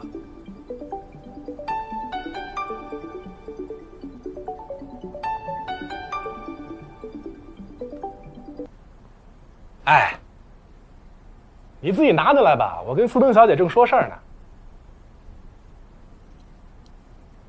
好，好，好。秦放让我帮他拿东西。别瞎跑，赶紧回来。今天晚上要去华丰塔，别误了我的事。哎。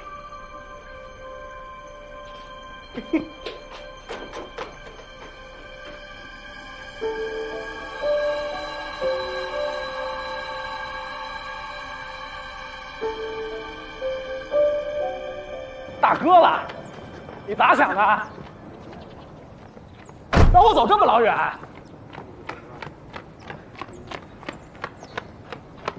给。哟，什么呀这是？这鞋可够漂亮的，名牌，还没见过斯登小姐穿这样的衣服呢。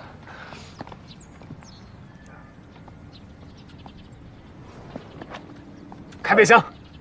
开什么备箱？没我的。什么你的？秦放，我不是稀罕你这些东西啊，我也不是小心眼儿，我就说你这人这个情商啊，你给斯登小姐大包小包买这么多东西，你好歹给我捎双袜子呀，礼节懂不懂？知道了，下次我给你买一整套行头，行了吧？不是，你不进屋啊？我不去了，公司挺忙的。那么忙？是，特别忙。忙的连走两步的时间都没有。没有。你怎么话这么多啊？秦放，你什么都不给我买，我不挑你，你大包小包让我拎着，我也就忍了。您好歹把车给我停门口行不行？这么远的路，兄弟，我穿的是拖鞋。你没看见啊？这路不够宽，我车开不过去。这还不够宽吗？过火车都行了。是你会开车还是我会开车？你以为路比车宽，我车就能开过去了？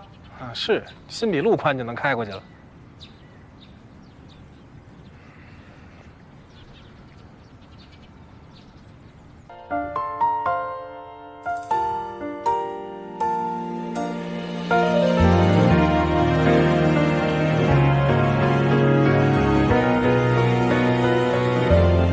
相片未曾留定，纪念过去，没道理，相对还是很亲密。就算从来都不提，潜意识在收集，连空气又闻到气息。闭上眼睛，来自你，本可以没有顾虑，坚定的要在一起，走下去从来都不会怀疑。过去争执的话题也失去了意义，本可以我们一起，什么都不会逃避，就不会停在那里。残忍就是我本来可以。想到过去，怀念那个自己，至少曾经拥抱你，放开手，和今后一同抛弃。本可以没有顾虑，坚定的要在一起，走下去从来都不会怀疑。过去争执的话题失去了意义，本可以我们一起，什么都不会逃避，就不会停在那里。最残忍就是我本来可以。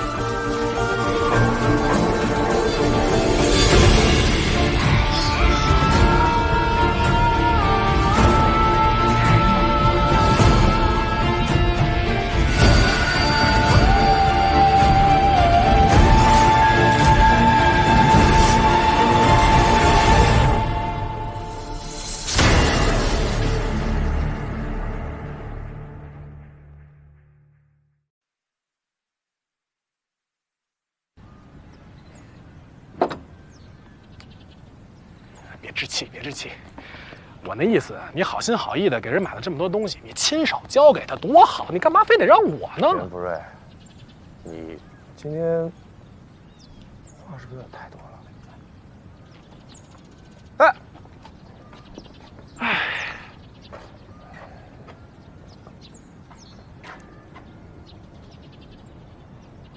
啊，对了，秦芳，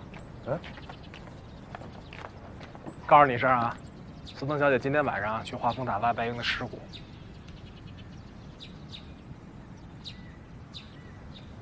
知道了，随便他吧。对了，杨夫人，之前本打算到了余杭，就让你回苍城山的，但是现在我……哎，好，行，我不回去，不回去。就算你和司藤小姐没闹别扭，我也不会撒手不管的。毕竟司藤小姐的事情和我师父也有关系，我也想亲眼见见事情的结果。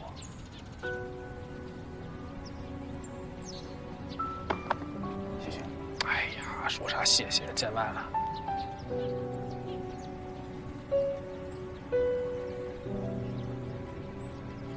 秦芳，你今天晚上不想去看看吗？司藤小姐去找白鹰的尸骨，如果找到了，说不定当时就合体了。合体这么千载难逢的事情，你不想亲眼瞧瞧吗？我不去了，公司太忙了。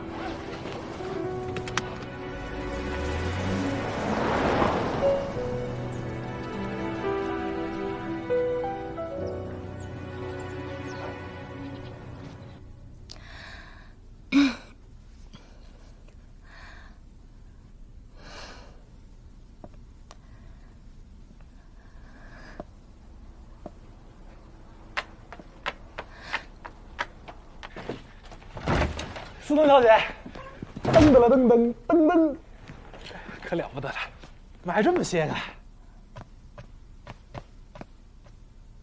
啊，秦放说他公司有事儿，忙就不进来了，让我给您拿来了。您看看，都是名牌，有衣裳、鞋，好像还有眼镜。也就我不是个姑娘，但凡我要秀气点，我都想扮上。我又不缺穿的，给我买这些干什么？不缺穿的，那你缺啥？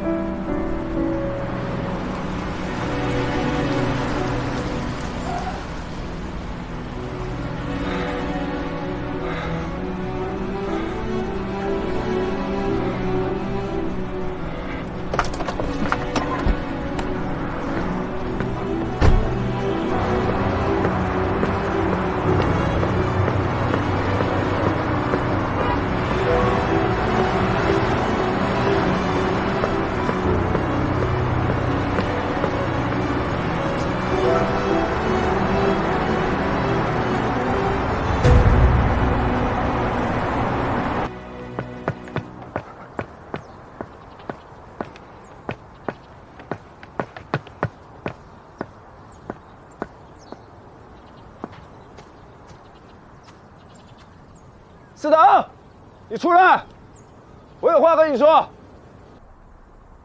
出来！哎，你干嘛大呼小叫的？我以为谁找茬打架呢。没你的事，我找司藤。司藤，你出来啊！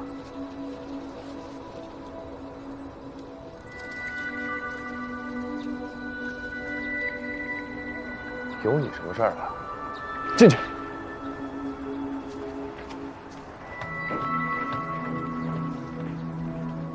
出来，有话跟你说。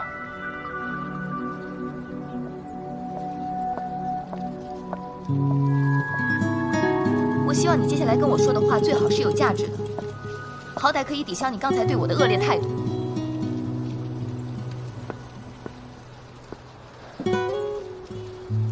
你说你总是想不通为什么老天选的是白夜，其实没有什么想不通，是你自己当局者迷。白英比你计志更深，谋划更长远，更忍辱负重。他可以不动声色地陪邵延宽这么久，他可以把生孩子当做保存血脉的唯一途径，他可以在被秋山灭杀的时候，装作一副撕心裂肺的样子，不露马脚。所有的一切，都是白英在幕后操控。哪怕今时今日，我们并不知道白英的尸骨失落何处，所有的事情，所有的一切，都如白英所料。渐渐的，向着一个最终的目标靠拢。为什么老天选的是白夜？当然是他。难道还有比他更合适的人选吗？你就是要跟我说这些，让我知道我自己不如白英。我看你真是被纵容的不知天高地厚。司藤，如果一切都是白英的布局，那么他最终的目的，不是你要和体，而是他要服我。有分别吗？当然有分别。你是你，他是他，他不是你。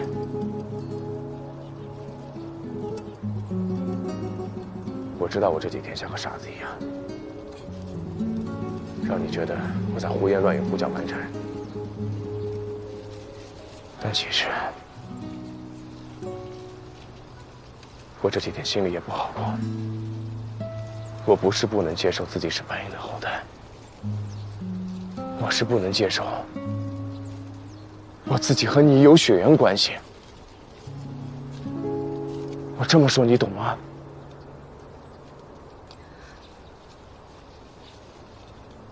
更何况，你还要和白英合体。如果你们俩真的合体，那我和你不就……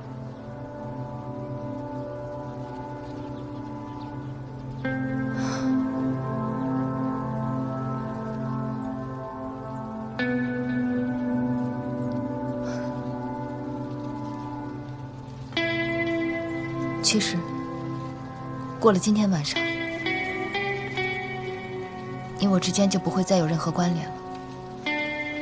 起初答应你的，待事了之后让你做回一个完整的人类，如今的确是我食言，无法完成了。不过你也只是有了一些我们异族的血脉而已，除此之外，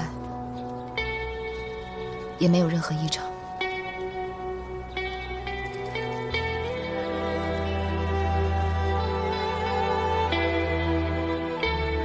这是在和我撇清关系。秦风，我这是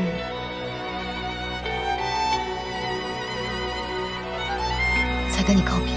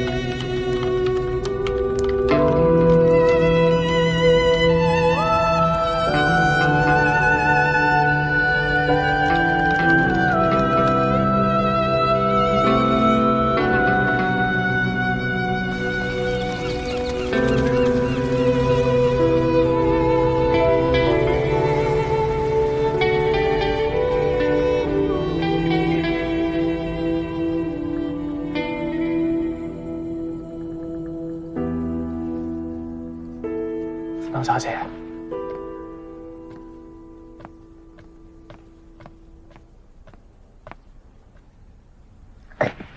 我刚才看了看，秦放的眼光确实不错，要你穿上试试。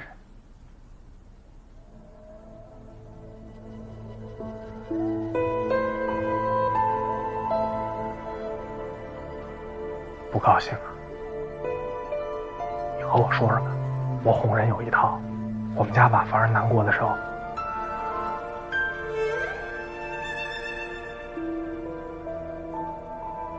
我给您放这儿。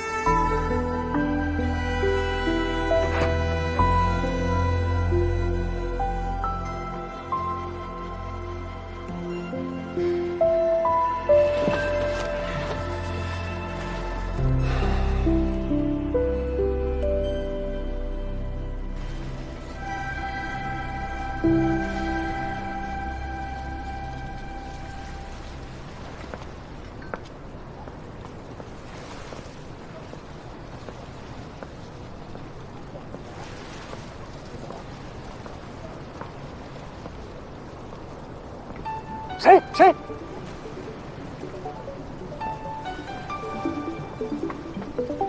金棒真闲的，这节骨眼吓唬你瑞哥。您好，您所拨打的电话已关机。人家已经很明确的跟你撇清关系了，你怎么还死缠烂打的？烦不烦？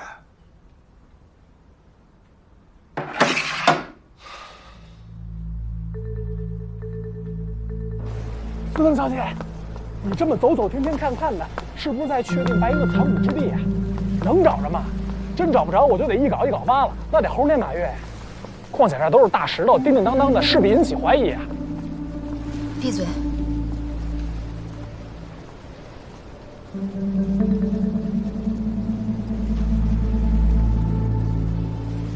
小姐，位置尽量准确啊，不是因为我犀利，主要工作量太大了，我怕把保安招了。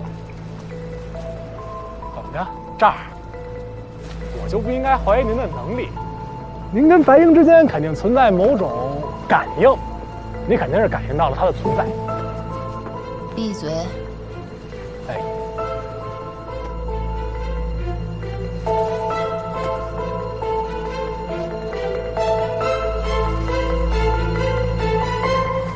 接地气。白鹰的尸骨肯定在这山上。不管怎么样，我把这山先翻个遍。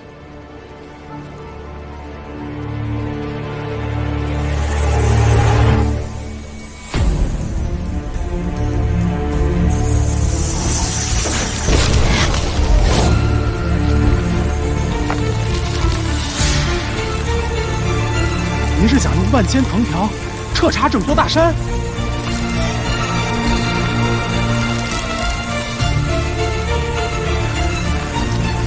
大姐，不是我多嘴啊，您这么发力能行吗？您不是还不能完全控制赤伞的力量吗？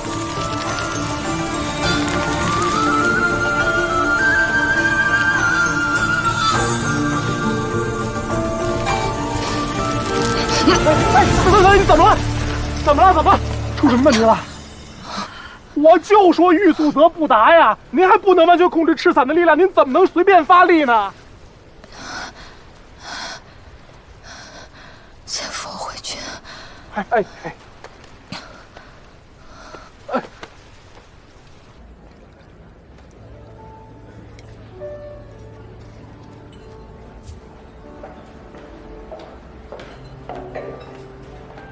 这位小哥哥，你是一个人吗？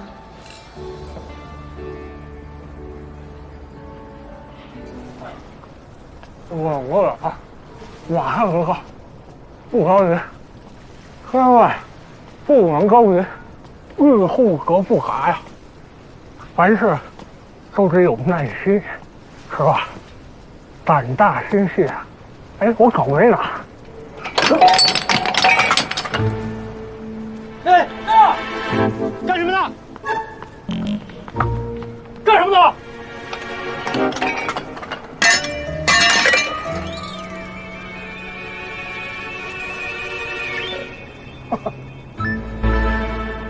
有件事想请教一下你们。你说，我是一个现代社会的大好青年，有钱、有颜、有身材。我是不是不应该在一根老藤树上吊死？这年头啊，在哪吊死都不值得。说的太对了。我再请教一下，你说我一个现代社会的大好青年，有钱、有颜、有身材，他那棵老藤树，他凭什么嫌弃我？帅哥，你要是再磨叽，不止老藤树嫌弃你，小白菜也要嫌弃你了。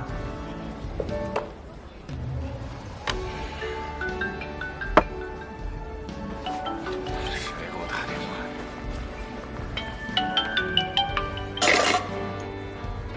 喝酒，喝酒。帅哥，接什么电话？认识一下我们呗。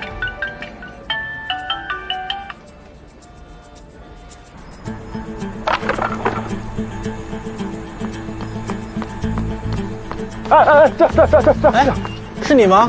是我给。去哪？洗脚车。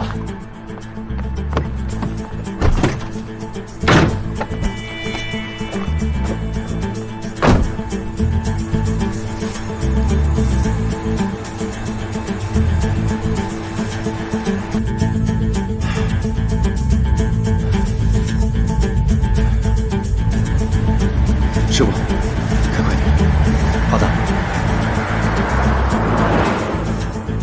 你们这些年轻人啊，实在是太不像话了。是，大半夜的跑到景区玩什么？有什么好玩的？出了危险怎么办？是不是到时候又要在网上说我们监管不到位，工作失利？这怎么可能呢？我们感谢你还来不及呢。你看看你那个朋友啊，小姑娘家的也这么疯，身体不行还非要上山，这上到一半还晕倒了。哎，这也就算了，旁边还站一个拿着铁锹的男人。你说，这谁见了不得往刑事犯罪上想？你说的太对了，而且我这哥们儿确实长了一张不怀好意的脸。既然你能证明你们都是认识的朋友，这事儿就不追究了。谢谢你啊！明天记得过来，把罚款一交。没问题，我明天一早我就把罚款交了。哎，你们这姑娘真的不用去医院？真不用。她就这样，她天生的心脏不好，是一累了就睡，睡醒了就好了。那行了，你们早点回去休息，下次再这么胡闹，我绝不轻饶。谢谢你，您慢走。很好，继续保持。去吧，去吧。哎，您放心吧。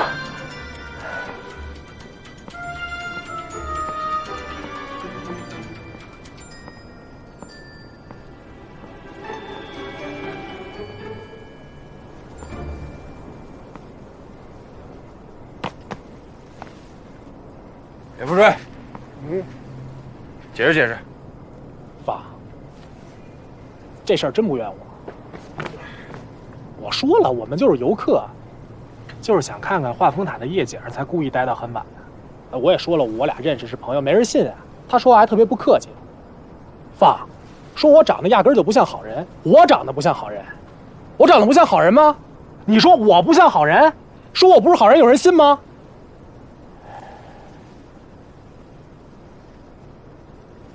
你们找着白银尸体了？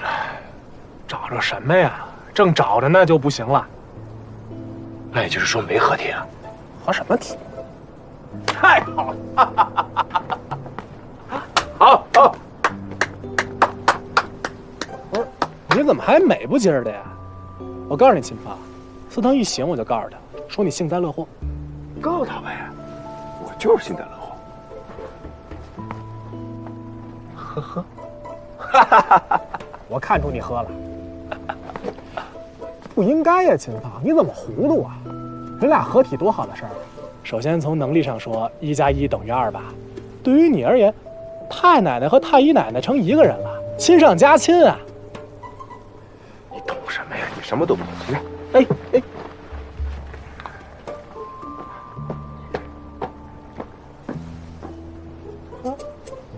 抱的还挺有范儿。公主抱是吧？哎，你你抱着公主，我抱着老铁。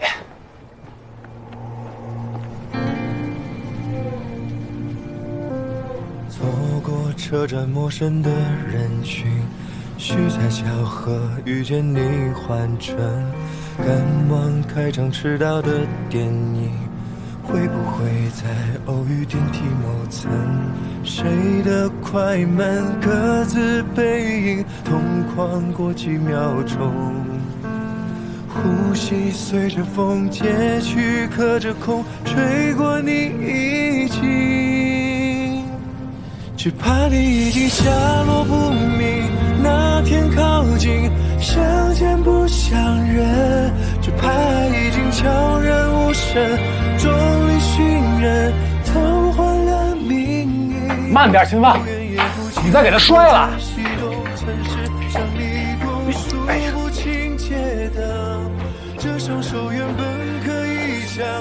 轻放，轻放，轻放。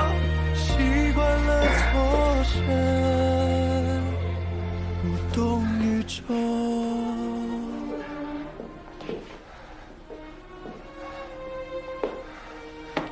哎，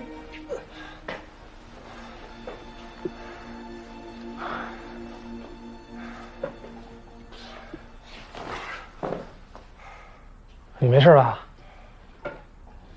你自己试试，你试试喝那么多酒，再给你们处理事情。我先去了。哎，你别睡这儿啊，咱俩外屋。哎，楼下也行。不是，你吐会儿，你吐一个，你。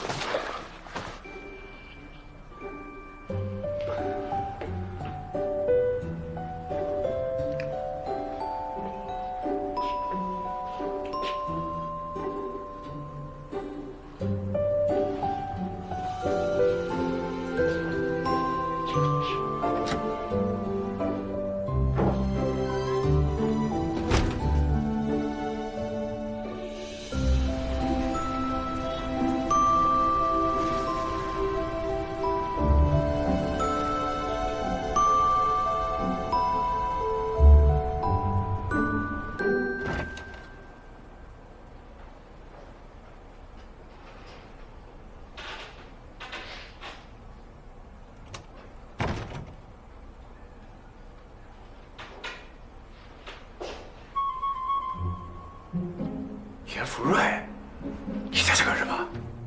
你在那儿干嘛？我守着他呀。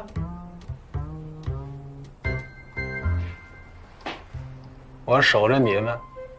你守着我们干什么？我担心啊，你昨天喝的太多了，我是为你好。我干嘛了我？你太过分了，秦放，你知不知道你喝完酒德行样散的太大了？这要是让司藤小姐知道，我告诉你，这事儿你不能让她知道啊！行了，下回注意啊。司藤小姐这回是不是特严重？这次确实比较严重。我昨天就提出来了，我说您现在这个身体状况，你不应该那么发力，还是提晚了。他自己肯定也想到了这一点。但是因为他太想找到白英了，他认为只要找到白英，他自己不舒服就会。你一提白英，我忽然想起个事儿来。昨天我背他下坡的时候啊，严夫人，白英不在，不在山上。可是白英留下那具尸，意思不就是自己的尸骨被藏在华丰塔附近吗？对呀，咱们是这么分析。可是昨天司藤小姐发完功以后，把无数藤条都插到土里了，整个小山头都让她给翻遍了。她说不在就准不在。可是，你说不埋在土里，那能搁哪儿啊？供华丰塔里了？怎么可能啊？你这说的越来越离谱了。华丰塔游人如织，怎么可能把尸体放在华丰塔里面呢？早都被发现了。对呀。行了，赶紧回去睡吧。你看看你的眼睛。跟熬鹰似的。哎，你要干嘛去？我守着他呀。你想什么呢？啊，那我就不守你们了啊。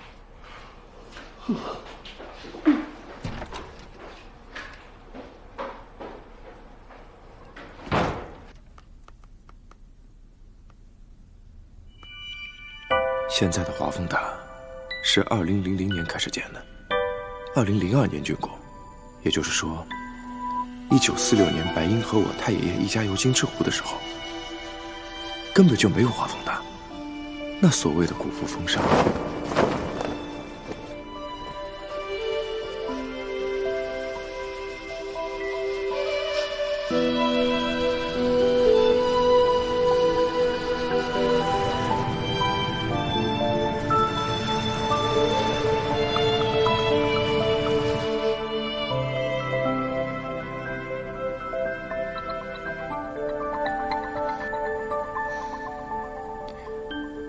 秦风，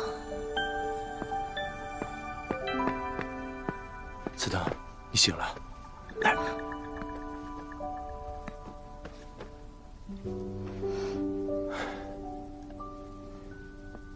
怎么样？好点没有？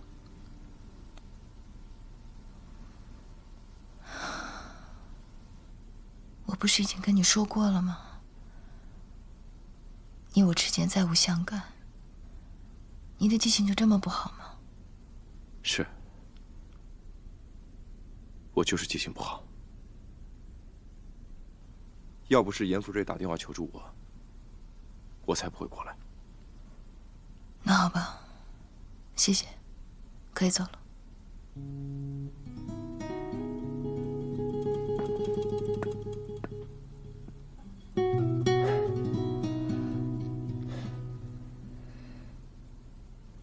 司藤，如果换了是邵延宽，你还会这样冷酷无情吗？跟邵延宽有什么关系啊？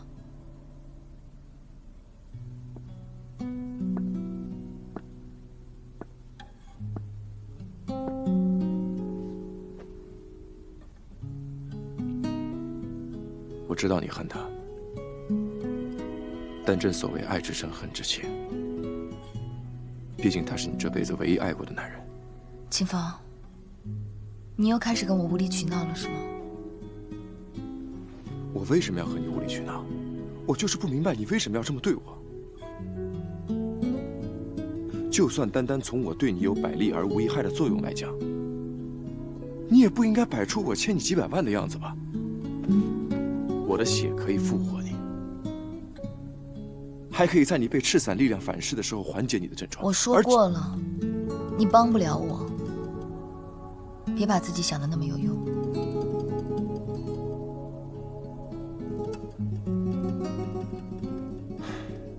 算了，我不和你争这个，反正争了这么久，也还是没有结果。我要告诉你的是，我可以陪你一起对抗赤伞的力量。直到彻底被你纳为己用的那一天为止。你的意思是，以后每次只要我不舒服或者是被反噬的时候，都要靠你的血来缓解？你能有多少血？人类的造血机能很强大的，像我这样的一辈子都没问题。一辈子？反正你也找不到白银的尸骨了，不是吗？而且这些年，到处都在大兴土木，很多地方早就已经不知道施工了多少回了，包括这金翅湖，还有华丰塔。就算白英真的在这里找到了自己的埋骨地，也早就已经不知道被挖掘机挖到不知道哪儿去了。白英千算万算，也算不到这个时代的变化会这么大。所以司藤，这就是天意。天意让你们无法合体。天意让你只能以半异族的身份活在这世上，就比如我，只能以半人类的身份活在这世上一样。半异族，半人类，这听起来确实还挺累的。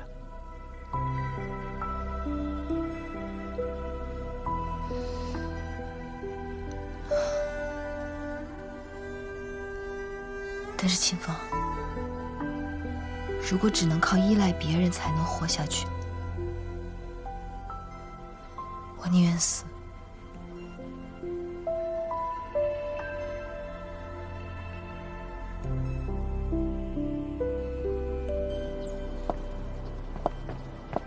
哎，司藤小姐，你没事了？太好了，昨天可把我们吓坏了。我想到了。想到什么？你不是说白鹰的尸骨不在山上吗？我也感到很奇怪呀，于是就展开了思考。我觉得这把思考的应该很有道理。说来听听。明明不在画风塔，可那首诗里的线索却偏偏全部指向了画风塔，这是为什么？我想，这一定只是一个表面现象，故弄玄虚，用来迷惑敌人。我刚刚查了一下地图，隔壁那个城市也有一个湖，也有一个塔，这不巧了吗？因此，白鹰留下的这些线索，分明就是在声东击西。真正的藏骨之地，应该在隔壁。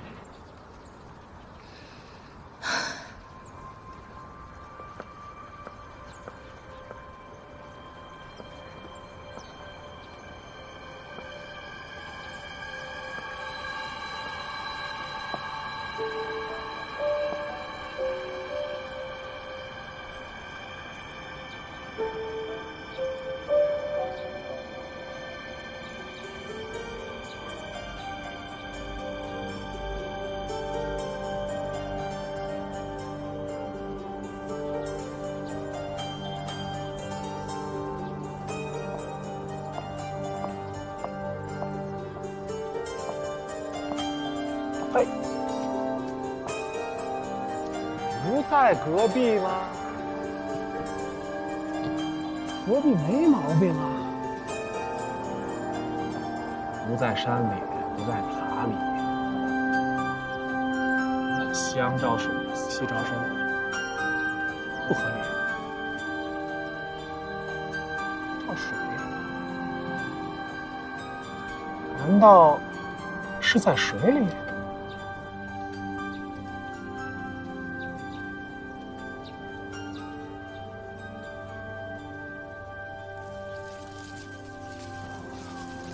叶落而天下之秋，这才几月份？哟，我。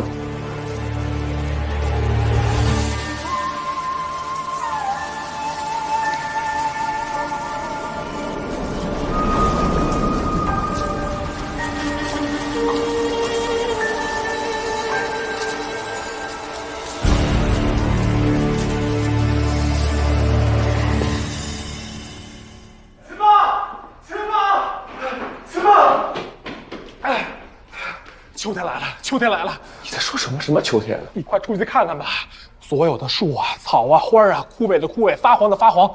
我刚才观察了一下，以咱家为圆心，半径2、3公里花园全是这副景象。会不会和司藤小姐有关？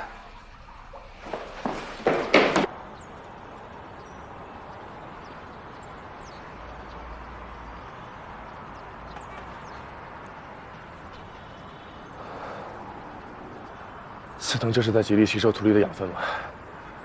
而且这次清洗似乎比之前任何一次都要严重。这种严重，似乎又不仅仅是因为吃伞的力量。咋整啊？这要让咱赔，得赔多少钱啊？岳不对，你听我说，谁都不知道这件事情跟我们有关系。我们得等司藤恢复好了。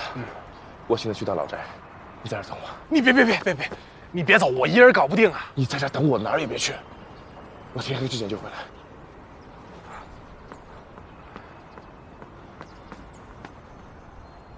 这才几月份啊？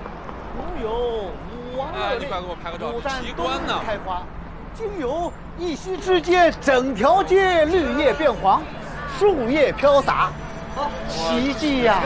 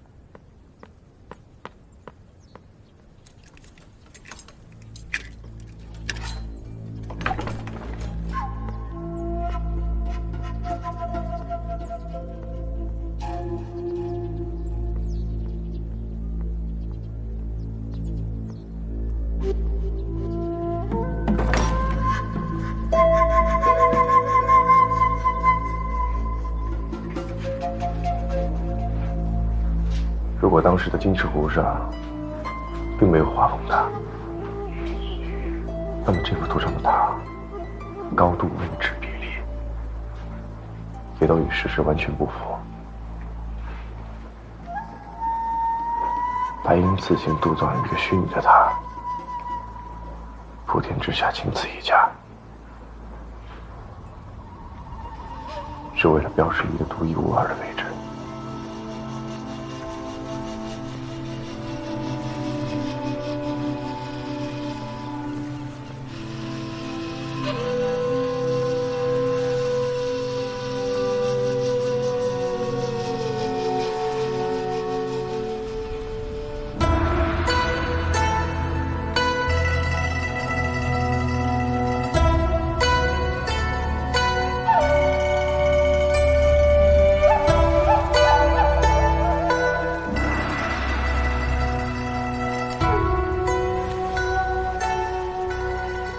太爷爷去参加同乡友人的02百日宴，字里行间好生艳羡，是因为当时的太奶奶久未生育吗？太爷爷至死都不知道，这都是被白鹰给害的，反而帮他尽心尽力的养大了我的爷爷。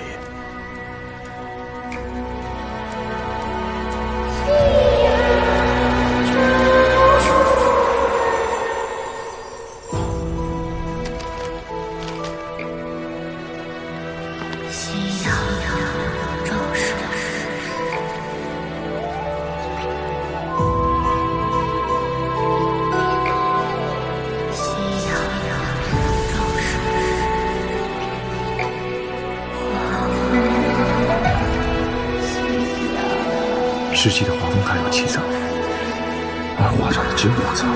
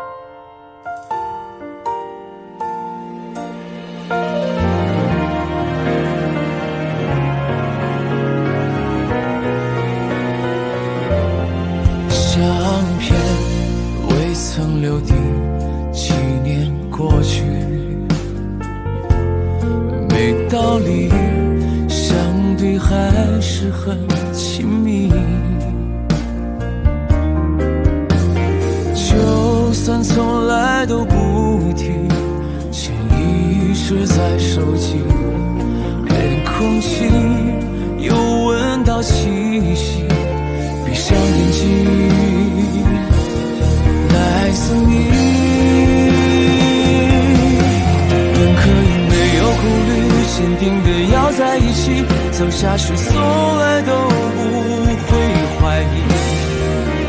过去争执的话题也失去了意义。本可以我们一起，什么都不会逃避，就不会停在那里。